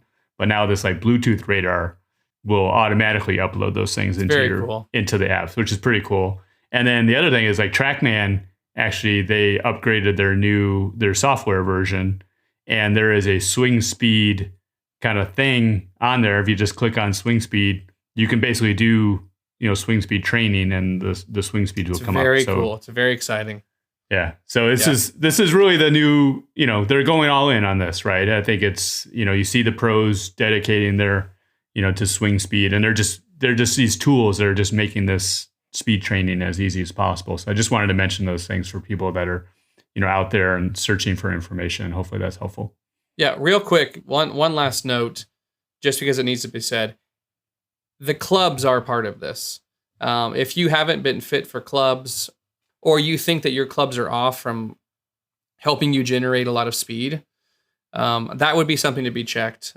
That is, generally speaking, one of the first things I check when I see a new client. So definitely look into that aspect if you think that might be off. But just some context there, like I imagine spin rate's a big, but like how much opportunity is there? Like do you see people coming to you and they have like 3,600 spin rates and they're basically leaving 20 easy yards on the table, or? Well, I think there's two. There's the club head speed, and then there's the efficiency at the same club head speed. Yes. Yeah. The with the driver, the spin is massive. That a lot of that though can be face contact. Assume it's in the center and you're spinning at 3,600. Yeah. You should go get a new driver or intentionally hit it at high toe. If that doesn't work, then yeah, you can reach out to me. But I've seen 4 or 5 mile an hour gains with shafts for sure. Wow. In both ways. Again, I had a kid today, first lesson I had with him, he swings on the slow side, and he had shafts that are 20 grams heavier than mine by a fitter. And it's like, how is that possible that he got fit into those? And so I said, the first thing you got to do, the only thing I can do to help you is to tell you to go get new clubs. Like, he can't play golf in those clubs. So it's all part of it. Having a good fitter, having a good coach, having a good fitness coach, like all of those things are part of the equation. Not necessarily just for tour players, that competitive golfers that are in this 78 to 76. If you don't have that, start creating a team, and that will definitely help you increase the likelihood that you get to where you want to go. It's not a guarantee, but it should not hurt, especially if those people have a track record of doing good things with people.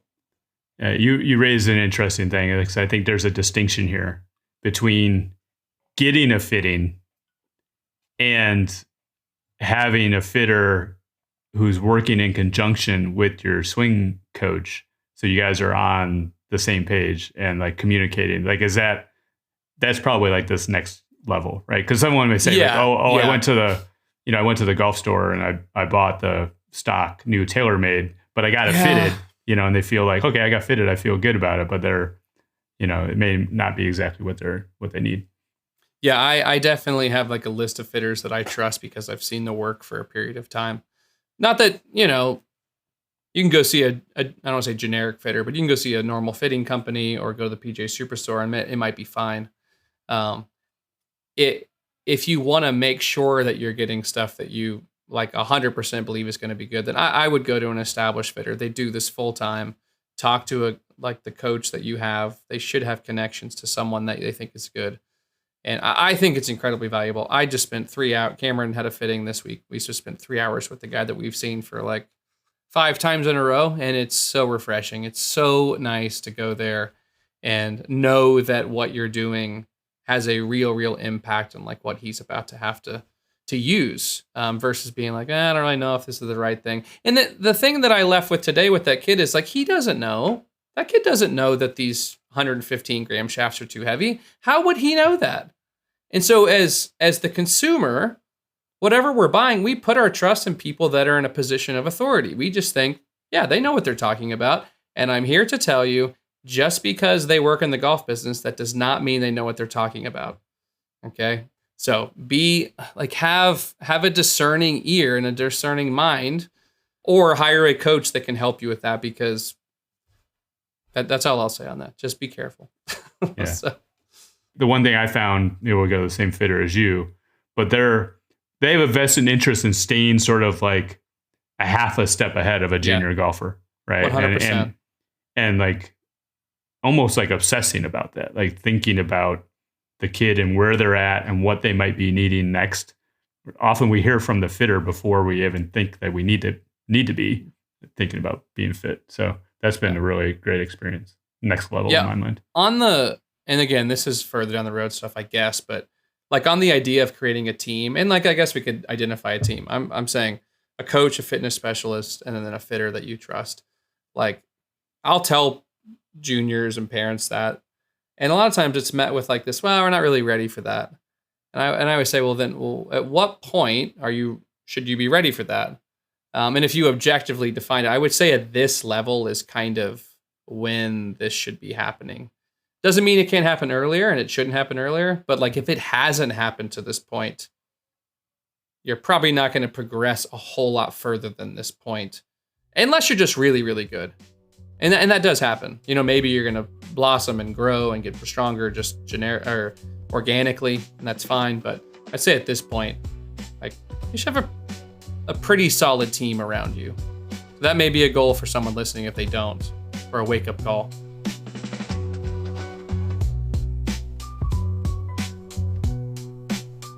One thing I wanted to explore a little bit further, because I played earlier today up at Dornick Hills in Ardmore, Oklahoma. So shout out to Perry Maxwell's First Design, just a brilliant, fun golf course. And just by happenstance, like I was out there playing as a single early in the morning, usually burn around there, and I I happened to realize that there was a shotgun going off on the back nine. So I was going to just get log jammed. And golfers have been in this position. It's easy to get frustrated. It's easy to lament, the slow play. And, I think parents of junior golfers, or even myself, like you sometimes you just leave the course saying, it was just a slog and, I wasn't getting anything out of it. So I just left. I wasn't about to do that. So one of the things I realized is I went back to the fourth hole where I had some ample space between this outing. And I ended up playing 2-ball, worst ball scramble, which was like sort of like a comedic thought experiment. I had no idea what I would shoot. Like I've done it on greens and like lag putting, but just actually like full shots. And Dornick Hills is not an overly difficult course, but is a very difficult course to play this format because there are a lot of things that can go wrong on any given hole. So texted my friends and thought they would get a kick out of it. Double bogey the first hole, double bogey the next hole. But over time, it actually it exposed the flaws in my game. And I think I got in the 2.5 hours that I was out there, I got so much just revealing of my game. And I had actually started to see progress by the end. Like, after like the fourth missed 3-footer, making 2, 3, 4 footers in a row, it sort of exposed the fact like, oh, I actually need to take some time to think through this. So all the stuff you talked about in the last episode around lining up using the line, I never used the line before. Scoping the line, really? I never scoped used the line. Wow. Yeah. And well, there you I go. gotta tell you, after doing that, I made like 9 out of 10, like four or 5 footers in a row, like just center cut. And honestly, like through this process of playing like really bad golf and hitting bad golf shots, I think I actually probably got 2 strokes better. Like next time I go out, crazy. I feel like I dropped my handicap by 2 strokes. So I think this is really, we'll expound more on this like in detail, but I think if you're in a similar situation and you're in a similar category, like I'm sort of in this 78-ish category, and you find yourself with time and you're stuck between groups or whatever, try worst ball, 2-ball scramble. Like it was really eye-opening for me. So I don't know if you had any experience with that or kind of program that for your players, but it was really eye-opening. Yeah, I think for players, again, I think of players that shoot that, there's 2 categories. There's the people that lack the skill, and then there's the people that lack like the golf IQ. So I mean, clearly, if you don't have good enough skill and you do the worst ball, I mean, you might be hitting ball over the place. But let's say that you have a pretty good ball control. It just makes you think about the idea of if I have to do this over and over, then you're going to be much more aware of like what the best miss is. Like we were talking earlier, like hitting a 5-iron on the green. Okay, it's great. Now I have to do it again. So maybe I become more aware of like, okay, I'm likely going to miss the green once with a 5-iron. So where's the best place to miss? So I think it just puts you in I don't want to use the word conservative, but it puts you in a high percentage mindset to where you feel like you can score or make a par or make a bogey. And it takes double out of play. Like if you're someone who makes a lot of doubles and triples, then it would be a highly useful task to do like a worst ball scramble like you're talking about. I haven't done it from tee to green. I mean, I'll usually do it on approach shots or short game shots. But it would be a good test, mainly because I can't take 4 people and do worst ball. It would take too long. But that's to your point. If you have a lot of time, then maybe it's not gonna hold up play behind you. But I'm not surprised you got something out of it, because it will, when you're making doubles over and over, you just start to question like, what am I doing wrong? Yeah. Especially if you stuff one to like 10 feet and then the next one's like, short-sided downwind chip shot. Yeah. Like, man, I should have never hit it there. Yeah. And it revealed basically how important chipping to 3 feet is versus chipping to 6 feet, like the value of that. And I would say lagging it from 1 to 2 feet versus 3 feet is a world of difference under this format. And that might not cost you that much in a tournament round if it's just your 1 ball. But when you got to double it up and make that 3 or 4 footer, like you really think about lagging it and dying it closer to that hole. So and there's pressure that comes with it too that wouldn't really come out when you're playing by yourself, right? It's like, oh, I just pulled off a shot. I just made a 6-footer. Now I got to make another one. Like that's a whole nother thing. You don't want to basically have a good shot go to waste. You want to be able to see if you can back it up. Yeah, for sure. It's a great task. I'm glad that you did that, and I'm glad you got a lot out of it. Yeah, so we'll see how it goes. So in any case, maybe I'm on my way to be the next Raul Pareda, but I'm sure. We'll see how on the Champions Tour. Yeah, we'll keep dreaming.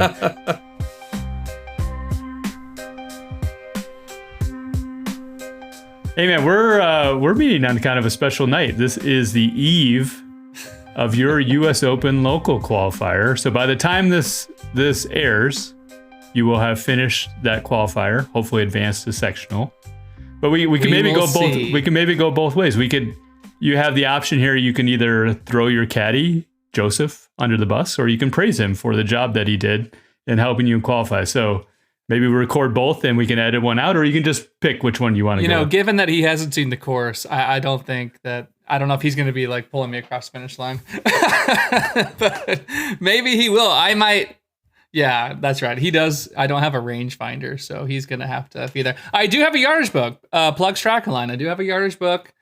My son played there a couple of times. I was like, you know what? I'll just get a yardage book too. That can't hurt.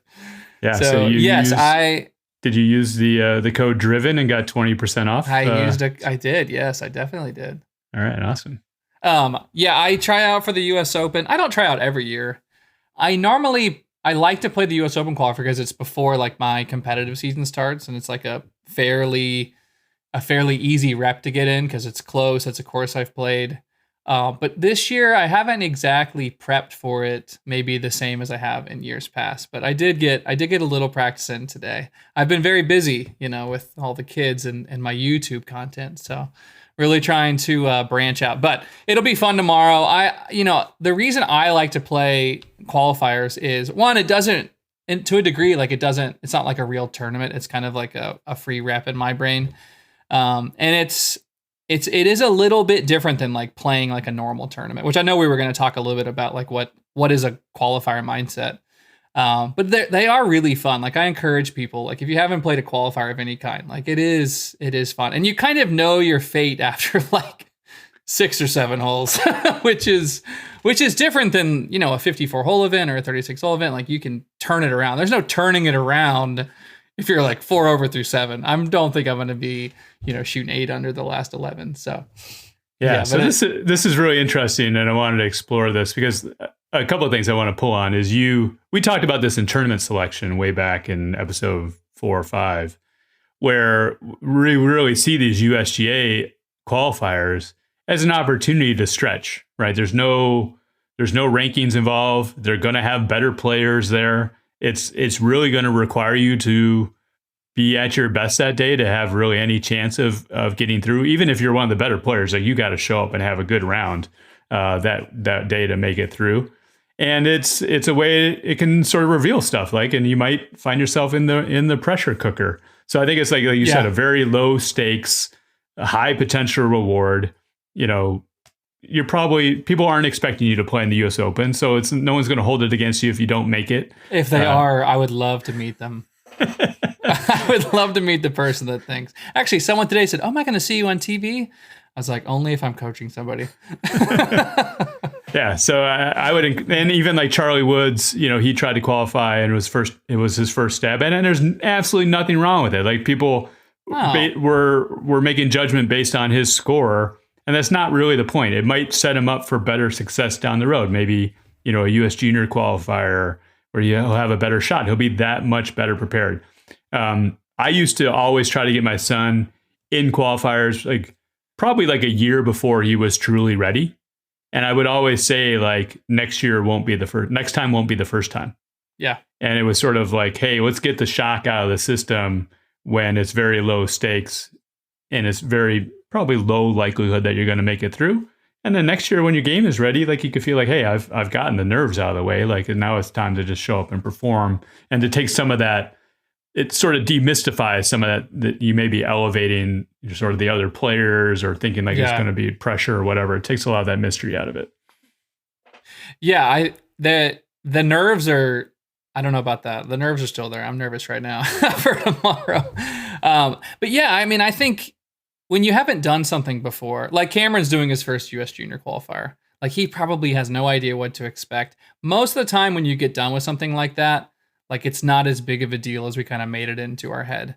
And you'll probably see people that you play regularly against, like, oh, okay, I saw so-and-so. Like it's really not that big of a deal, but we as players like tend to elevate this stuff.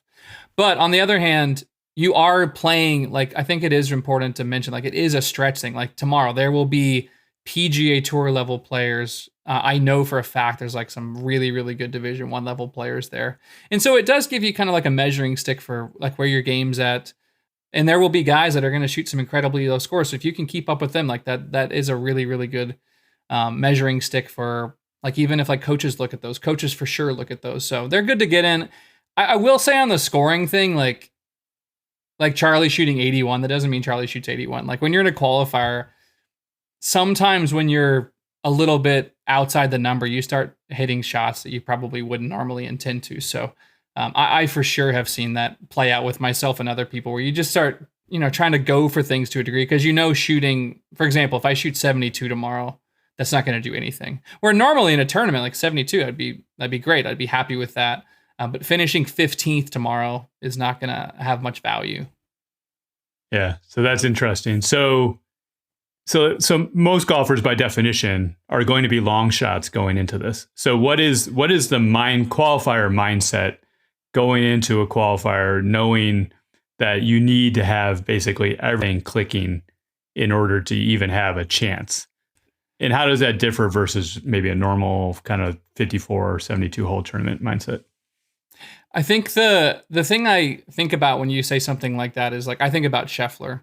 And if Scheffler had to just playing qualifiers all the time, like his rate of winning wouldn't be as much because he's rarely the first round leader. Like I think he was the first round leader maybe at Augusta, but then the next week at RBC, he wasn't the first round leader. So it makes me think that people, like more people have a chance. Like the best players, the reason they're the best players is they're going to beat you over time. They're going to beat you over 54 or 72 holes. So there's some freedom in that if I play a good round, I can kind of beat anybody because I don't have to I don't have to keep up with them for such a long time. I think the difference in like playing a regular round of golf, like a competitive round of golf versus a qualifier, is that you're just highly aware of where you are relative to the number that you've kind of put in your head. Like everybody going to qualifier kind of says, like, I think I need to be around this number. And you're just constantly kind of adjusting your game plan on the fly to a degree to where you might go in with a game plan, but kind of like Tyson said, like once you're punched in the face, like things change a little bit. And you can't be very patient because if you're through 7 holes and you're 1 or 2 over and you have to get to 3 or 4, like you just have to kind of start like putting, the pedal down. And so you might start hitting driver a little bit more. And there is nothing, I would argue, there's nothing wrong with that because when you start making those decisions, you might pull off those shots in that one setting. If you had to hit that shot 4 times, the likelihood is you shouldn't hit it. But if you're having to hit it 1 time, let's say that it's a hole that's really, really tight and you shouldn't hit driver. But if you can pull off driver in that setting, it's worth half a shot versus hitting like 4 iron. So I think at some point, if you know that you're like outside the number, you just start making some of those decisions, probably not every shot. And that's kind of how you can kind of get back into the qualifier. Or if you were in a tournament and you know that you have 47 holes left, like there's just no need to necessarily, I don't want to use the word panic, but like start adjusting your game plan. So that's kind of how I see qualifiers. I would say most of the time it backfires when people start like getting overly aggressive. But that's not always the case. Again, I'm not making it through the qualifiers, but I'm sure some guys that are shooting, a guy the other day shot 11 under in a qualifier, he probably doesn't do that regularly, but he's probably like going for things a little bit more. But that same strategy isn't as great over like 4 days, probably. Yeah. I would say the only thing that I would add, and I have only been in a couple qualifiers in my day, but you better go in to the qualifier thinking that you are the greatest putter in the world. Like, this is not the time to be having any doubt sort of creep in. So whatever you need to do in terms of like prep leading up to that, so you feel like you're absolutely dialed, and visualizing those holes going center, the ball going in center cut, like give it the best shot and roll the dice and see what happens, right? Yeah, for sure. I mean, you're going to have to make, 6 birdies, 7, 8 birdies. Yeah. I think about from the shooting low perspective, I don't do as well when I think like I have to shoot 66. I think about like being 1 under through 3. Like if I can just like somehow find a birdie in the first 3, and I generally know where that's going to be. Like tomorrow, I know where that would be. And then 2 under through 6. And I can kind of gives me some freedom to like not feel like I have to shoot 6 under and like kind of break it up into smaller pieces has been helpful. Again, I don't necessarily think that way in a normal tournament, 36 holes. Maybe I should. But that has helped me in the past for sure. And I've heard other guys talk about that, like just break it up into like 3 or 6 hole segments. Yeah, that's really helpful. I would say the only other thing on this topic, and then we can move on, is I think where you have some luxury to choose amongst sites, I think course prep can be a big advantage. Just that razor thin margin between maybe par and bogey on a hole and gaining strokes on the field, or maybe birdieing one of the tougher holes. I would say also like picking a course that is well suited towards your game. And I would say for the most part, if you're one of the better players, or you think you're one of the better players in the field, you probably want a very straightforward golf course, that's going to really speak to your skill level. If you are more of a long shot, you probably want one of those courses where there's a lot of score volatility, a lot of potential, a lot of pitfalls for things to go wrong. And if you're able to navigate those things, because it just happens to be your day, those are probably the ones that you should shoot for. I think about the U.S. Junior Qualifier, especially just being an 18 hole, and it's just an absolute crapshoot, right? Even the best player at best is a coin flip, I think. I could tell you, frankly, like there's a qualifier up at Dornick Hills where we play it a lot. And there's a reason my son doesn't play at the qualifier at Dornick Hills, because there's just too much that can go wrong on any given hole. Like the cliff hole was one of the greatest golf holes in the world, but you hit that ball over the green, it's out of bounds. You can make a triple on that hole. So easy, right? And it's just a good round, or being inside the number could quickly unwind. But if you're like one of those golfers we're talking about, a 76 shooter, everything might be clicking. You might avoid those pitfalls and get through. And that might be an awesome opportunity. So this is qualifier season. It's a little bit of an interlude relative to what we've been speaking about, but I think golfers sort of in this category, we're really hopeful and optimistic and encouraging you to enter these qualifiers. And hopefully these are some of the tips around getting, just the most out of them, whether you make it through or not. I think they are positive experiences, and hopefully this helps. Yeah, the one, as you're saying all that, I was thinking about like some guys that I've coached that like they lived on the Monday Q tour, like they're just constantly Mondaying. There is no greater hell on earth than living on the Monday qualifying tour, because you play such good golf that doesn't get rewarded. Like a majority of the time you're shooting 65, and like today, I think 7 under was in a playoff. It's like 7 under. That's really, really good. And I think there was like 8 people at 7 under. So only like one of them got a spot. So if you don't make it through, that doesn't mean, you still played really, really well. That's the benefit of playing like 3 and 4 day events. If you're playing well, eventually that's going to like be rewarded, but it does serve a lot of value, because unfortunately this is just reality of how like you get into stuff, whether it's AJGA stuff or up to the professional ranks. This is just how the world works. So unless you can earn status, like you've got to learn how to do this. So it's a skill that you should start early. I totally agree.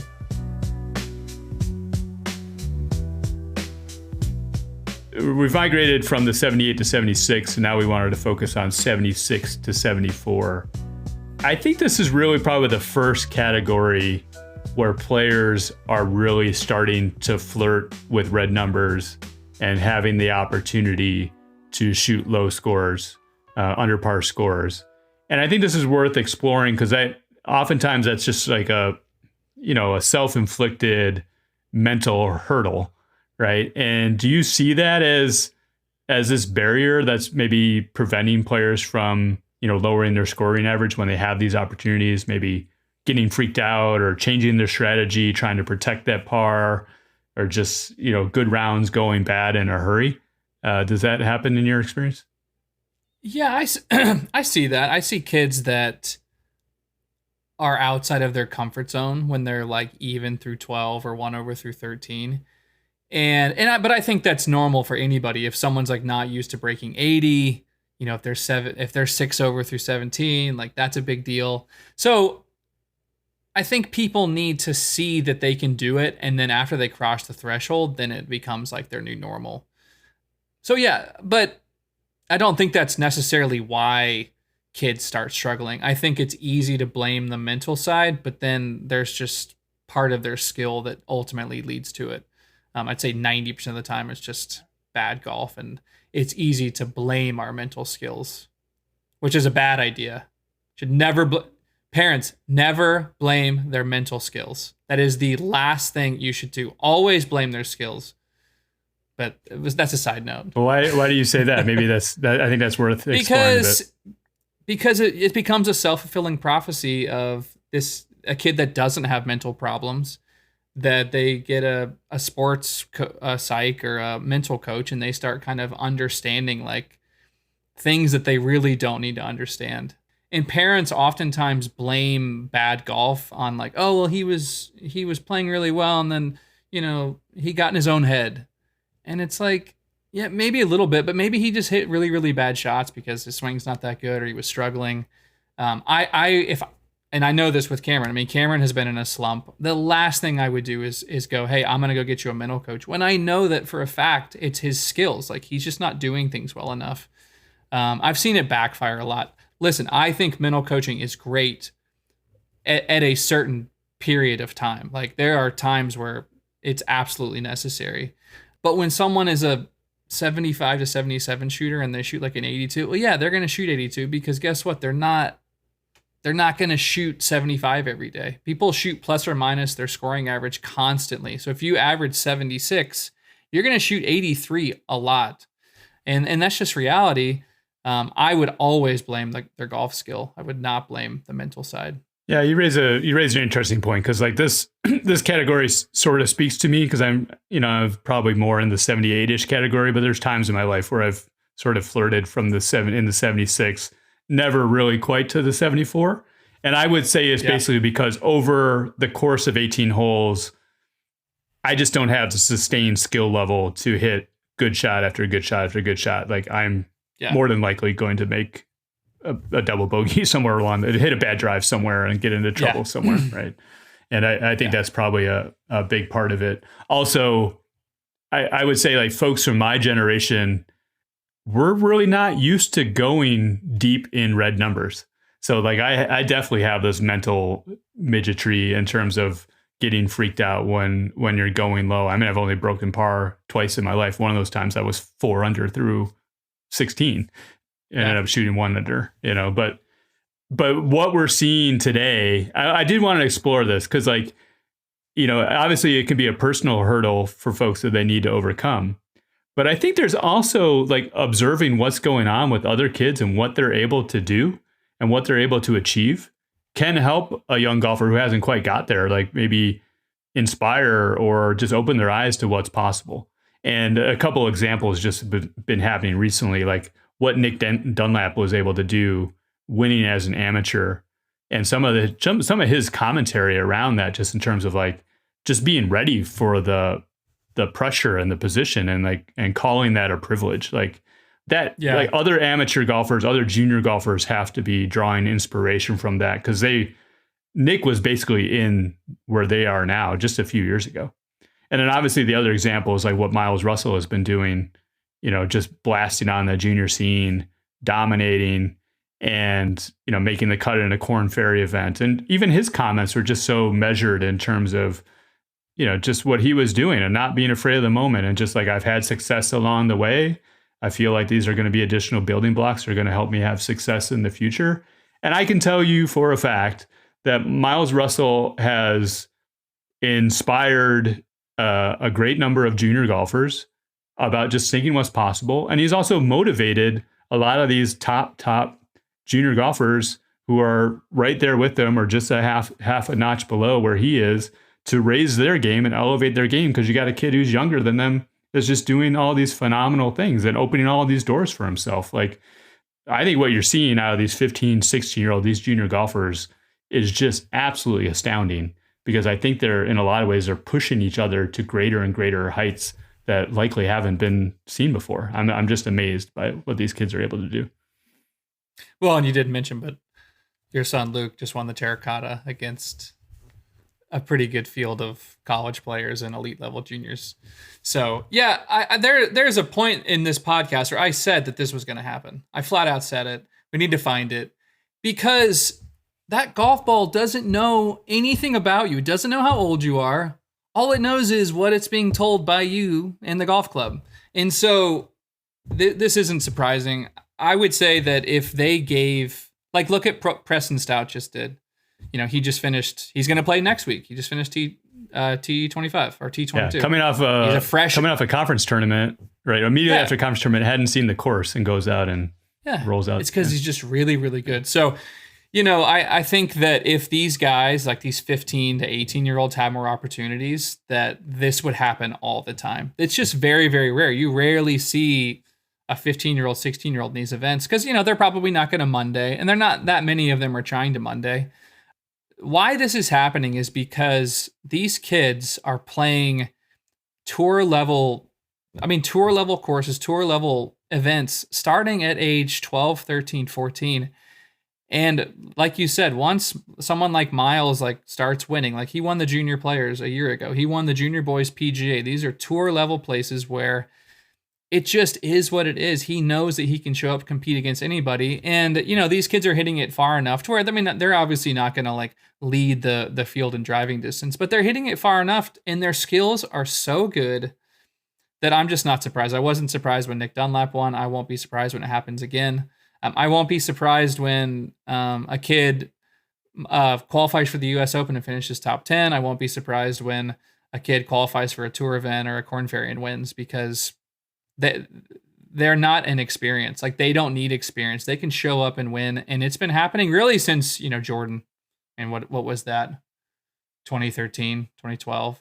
So it just is what it is. These kids are incredible. And that really is a good point on it. Raises the bar, because it's kind of like the 4-minute mile. Like, once someone like Luke sees that Miles does it, I'm sure that he thinks that he could do that. And I believe that he could. I mean, if he were given an exemption, for sure, I think that he would be able to make the cut and contend. I mean, finishing top 25, yeah, I think he could do that for sure. Yeah, it's interesting. Yeah, you just need those at-bats, right? You need those building blocks and those opportunities. And I think the reason I wanted to bring it up in this category, because like these are the golfers that are really on the cusp of doing great things. Like, I think getting from 76 to 74 really opens a lot of doors in terms of being able to play at the next level. I would say you're probably a top 300-ish golfer in junior golf score rankings, for sure, if you're shooting 74-ish.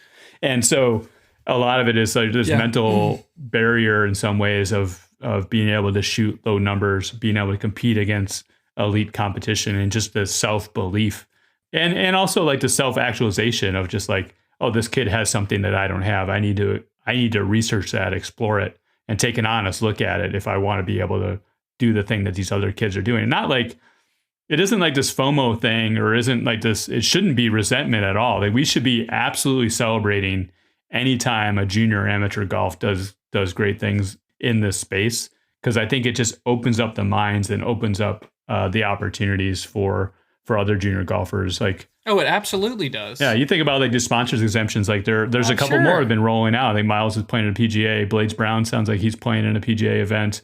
And to the extent that they have success, these tournament directors, instead of giving it to, the 50-ish year old journeyman, they may think, hey, it might actually get more buzz and more press to help like sort of the budding new star get an opportunity. Oh my gosh. Miles's Instagram account, I followed it. It went from like 5,000 to like 60,000. Obviously, people like this story. But I mean, even go back to Blades. I mean, the USAM, the best players in the country, the guy wins qualifying. Like, that's incredible. Like, he totally deserves to have a tour event. I think that the tournament director should really, really be looking. I even said, Preston Stout should have gotten an exemption of the or the Byron Nelson. He won 3 times in a row. Like, you don't think that he would have done this last year. You're crazy. Like, he's obviously gotten better in school, but the cat is just, he's probably Korn Ferry ready right now, maybe even tour ready. So yeah, I have a lot of passion for this idea, because it's so cool that these kids are this good this early. Like, it's kind of hard to believe, but it's only going to happen like earlier and earlier. Well, I can't wait for that breakthrough, a junior winning a PGA event or a Korn Ferry event, and then we pull up this old clip. Andrew It'll Lewis happen. Back in, if they give him the opportunity, it will happen, because these cats are good at golf. Yeah. And if you're in this category and you're getting freaked out about being in red numbers or trying to take it deep, just take a step back, take a deep breath, think about what some of these other guys are doing, and it's just a number. It's okay. Like, it's just a number. Try to take it deep and see where the game can take you.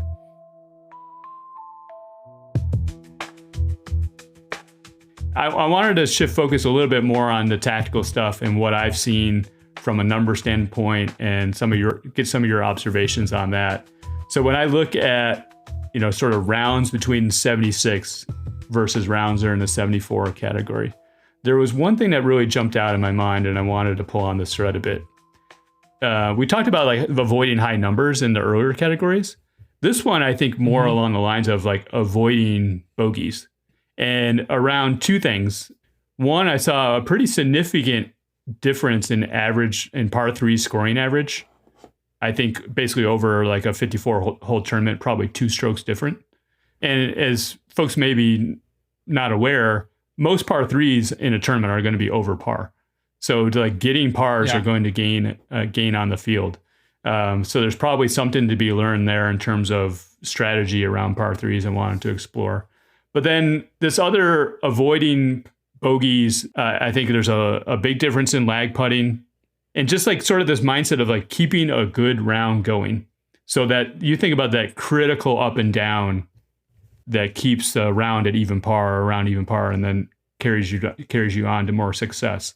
Avoiding that 3-putt. So you know, if you're out of position, lag that thing close, make a par and live to see another day. Am I hitting close to home here? Like, is this kind of what you see for golfers in this category? Yeah, for sure. I mean, I would just call them like sloppy bogeys. You know, you play the hole really, really well and you leave with 5. Like that to me is the definition of someone who shoots 76 versus someone who shoots 74. And you get done at the end of the day and you're like, I don't feel like I played any different than that guy. And he shot 73 and I shot 76 or 77. And I think that stems from those skills that you're talking about, like the lag putting. And I don't even know if the short game stuff would be necessarily have to be outside of like basic shots. It's just the stuff that needs more attention in day-to-day practice. Like I can tell you that 75% of the kids that I see initially do like 0 lag putting. And they'll say like, oh, I'm good enough at it. But again, you're talking about if you just 3-putt once more and you don't get one shot up and down. I mean, that's the difference. And so it's very, very nuanced at this level. But yeah, I would 100% agree. Versus, you know, you see some of these kids that are a little bit worse at ball striking, or maybe they're a little bit shorter and they're really, really good at those things. And it's such a joy to watch someone turn in like a 74 and it's like, it's kind of sloppy, but they still shot a 74. Mm-hmm. That's the difference, like a sloppy bogey versus like a sloppy round where you swear they shot 80 and they shot 74. So I would say spending more time on those like critical skills that you're talking about would be like the start to solving some of that.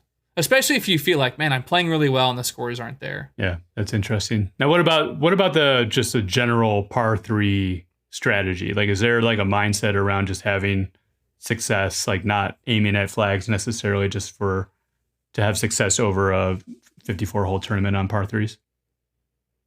Yeah, I mean, par 3s, if you look at them like on the scorecard, they're usually some of the longer holes that kids have to face. So you're looking at 160 to 200 yards.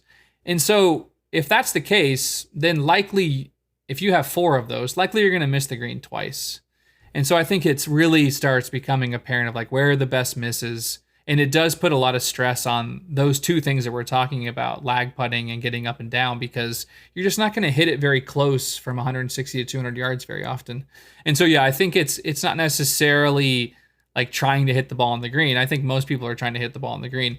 It's more being aware of like, I have to make sure that this ball stays here. I have to make sure I don't miss it here, because then that increases the likelihood that you could play the par 3s at like +1 for the day, which would be fine. Like playing those at +1, you're going to probably be beating the field by about a shot. So yeah, par 3s are almost always the hardest holes. I don't know why they're always ranked on like handicaps as the easiest. That's always crazy to me. Yeah, I guess because they're just short. Yeah, that's funny. But this is really interesting. And then some of the stuff you alluded to, I started looking at some of the numbers between rounds that my son had in the 76 range versus rounds in the 74. And one of the interesting things, there are some categories which you would have expected them to be different, but they weren't materially different. And there were some that were very different. And some of you just talked about, like, I think there was about, if I look at basically the 2-stroke difference, about 1.2 of that 2 strokes is based on skill level stuff, like getting up and down more often. One of the things I found was from 75 to 100 yards in the fairway, the proximity was like 6 feet closer in the better rounds. So like when you have that opportunity, like hitting it close, taking advantage of that situation, and not, like you said, not making a dumb bogey when you're in perfect position is really interesting. There was about 0.8 more 3-putts around in the 76 round versus the 74. So that points exactly to the lag putting. And then all the other things were just like, you know, like 20% better, like just like a hair hair better. Like the make rates from 3 to 10 feet, like you're probably making one more putt over the course of the round, or two more putts over the course of the round. Totally. So all those make rates were like 4, 5, 6% better at all those kind of shortish ranges. So it's like you could start to see these things. So there's things that are sort of within your control around like getting prepared and elevating your skill level so you have a better chance, like focusing on the lag putting, focusing on your distance wedges, making sure you're maximizing greens and regulation when you have sort of green light opportunities, and then just avoiding some of those mistakes. And like you said, the dumb bogeys, like keep those rounds going, give yourself the opportunity to go on a little bit of run and maybe even take it a little bit lower when you have that chance. Yeah, as you're saying all that, it makes me think how important it is to like have this data, because it's not going to be the same thing every day. It's going to be a little bit different.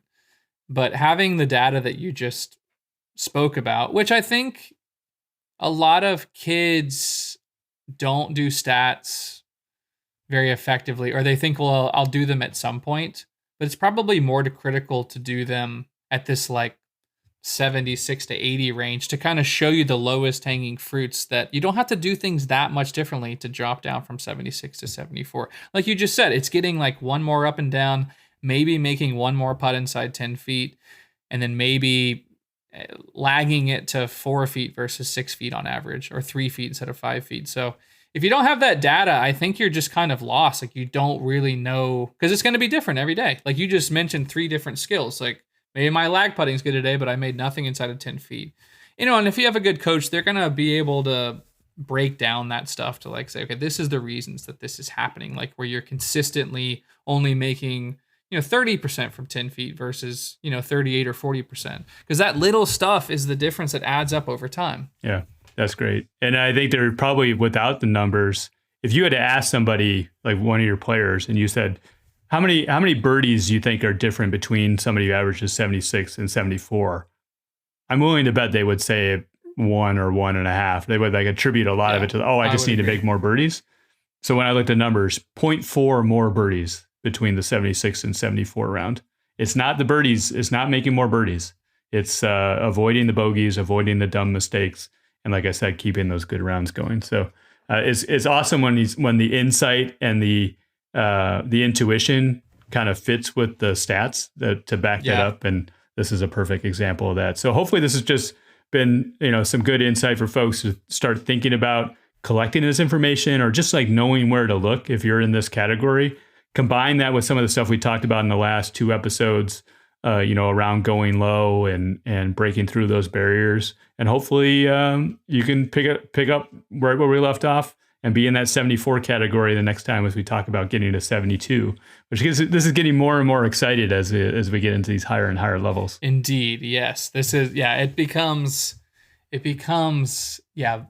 very, very difficult to see like the difference as we get further and further down. So I'm excited to jump into the next one. And then when we go to 70, it's going to be crazy. Amazing. Yeah. It's going to be good. I will say one last thing before we wrap up. One other great resource for getting from 76 to 74, or even 74 to 72, Andrew Lewis's new YouTube channel. You want to give us some information there with all the content that's been going up? Yeah, so I've kind of stuck in the Instagram world for the past like 5 years, and I did some filming last year with this guy, Carrot Gray, and I've been kind of watching some of his stuff, and I decided, like literally on a whim, like, hey, I'm gonna throw some of this stuff up on YouTube, and it was kind of doing pretty well. Some of my stuff from Instagram, so I kind of went down this road, ordered some stuff, microphones, things like that, and I think it's great because it gives me a chance to take the stuff that like those 30-second clips or something on Instagram and really kind of take a deep dive into some things. The other thing is I'm not really, besides this, I'm not really like forward facing. Like I don't show my face a lot. So I don't think like people know me that well unless they listen to this. And so I think it's like a good opportunity for me to, show people how I coach and like show people how I help players. Like I think I'm a good coach. And so I think, getting that information out, because like the golf world is just so full of like so much junk and so much like how to do this, how to do that doesn't lead anything. And I think that mine's going to be a little bit different because it actually is going to like help you improve versus like this generic stuff that I see. So I think it's pretty rare to have that info out there. So I'm trying. I'm enjoying it. I'm spending way too much time doing it. I'm probably spending like 3 hours a day. So if anyone has any help, wants to like volunteer to edit all my videos. But eventually, hopefully I can outsource some of that. But yeah, I'm super pumped. You can just find me on Andrew Lewis Golf. I'm also doing a TikTok. That's not going great. I don't really love TikTok. I heard it's going to be banned. Maybe I'm going to drop it. I don't know. We'll think about that later. But YouTube, it really is a cool platform. Like I know it's a bad rap of like, oh, just go watch YouTube videos. But I mean, I just posted one about like a putting drill, you know, like a really, really good putting drill that did great. Like I'm sure people are like, oh, this is a good idea. So some of the stuff we talk about, maybe we should include some of it in the pod. But I think what we'll do going forward is we can find the opportunities to link specific videos in the show notes that are relevant to what we talk about, and that would be a helpful resource. Yeah. And I do think one of the great appeals about it is like I know we talk a lot about junior and amateur golf. I think a lot of this angle attack information applies to all amateur golfers as well. And I think that with the YouTube content, you've got a lot of people who are just trying to get better at golf. And they're just trying to find the right resources and trusted individuals and being able to discern between, you know, garbage information and actual information and insight. So you got to promise me one thing. I don't want to see you wagging your finger at the video. Just promise me that.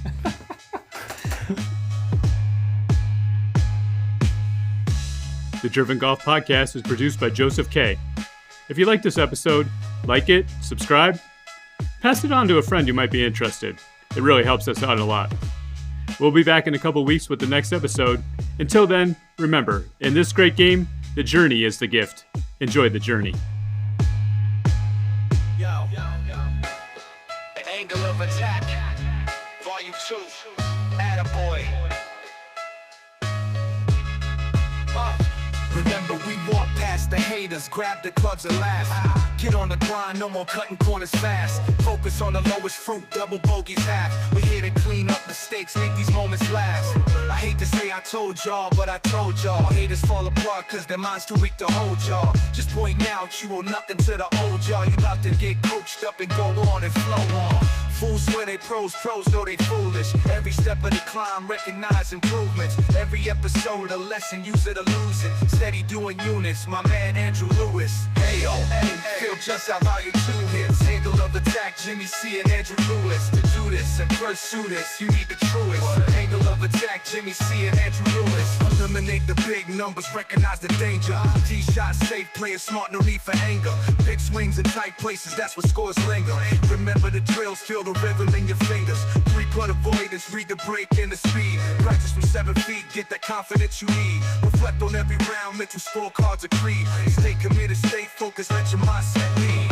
We talked about the grind, hours on the green. Shipping from rough lies, keeping the practice clean. Black putt, slow it down with the perfect speed. Consistency routine, visualize the dreams. Bought from the team, parents and the coaches. Positive reinforcement, growth mode and doses. Strokes gain chipping, strokes gain approaches from the fairway to green. Staying mentally focused. Ayo, feel just how volume 2 hits. Angle of attack, Jimmy C and Andrew Lewis. To do this and pursue this, you need the truest. Angle of attack, Jimmy C and Andrew Lewis. It's about the journey, every step, every scene. From driving range practice to the course so green. Mental game, physical grind, and everything between. Achieving goals, living dreams, know what I mean? Hey, ayo, feel just how volume 2 hits. Angle of attack, Jimmy C and Andrew Lewis. To do this and pursue this, you need the truest. Angle of attack, Jimmy C and Andrew Lewis.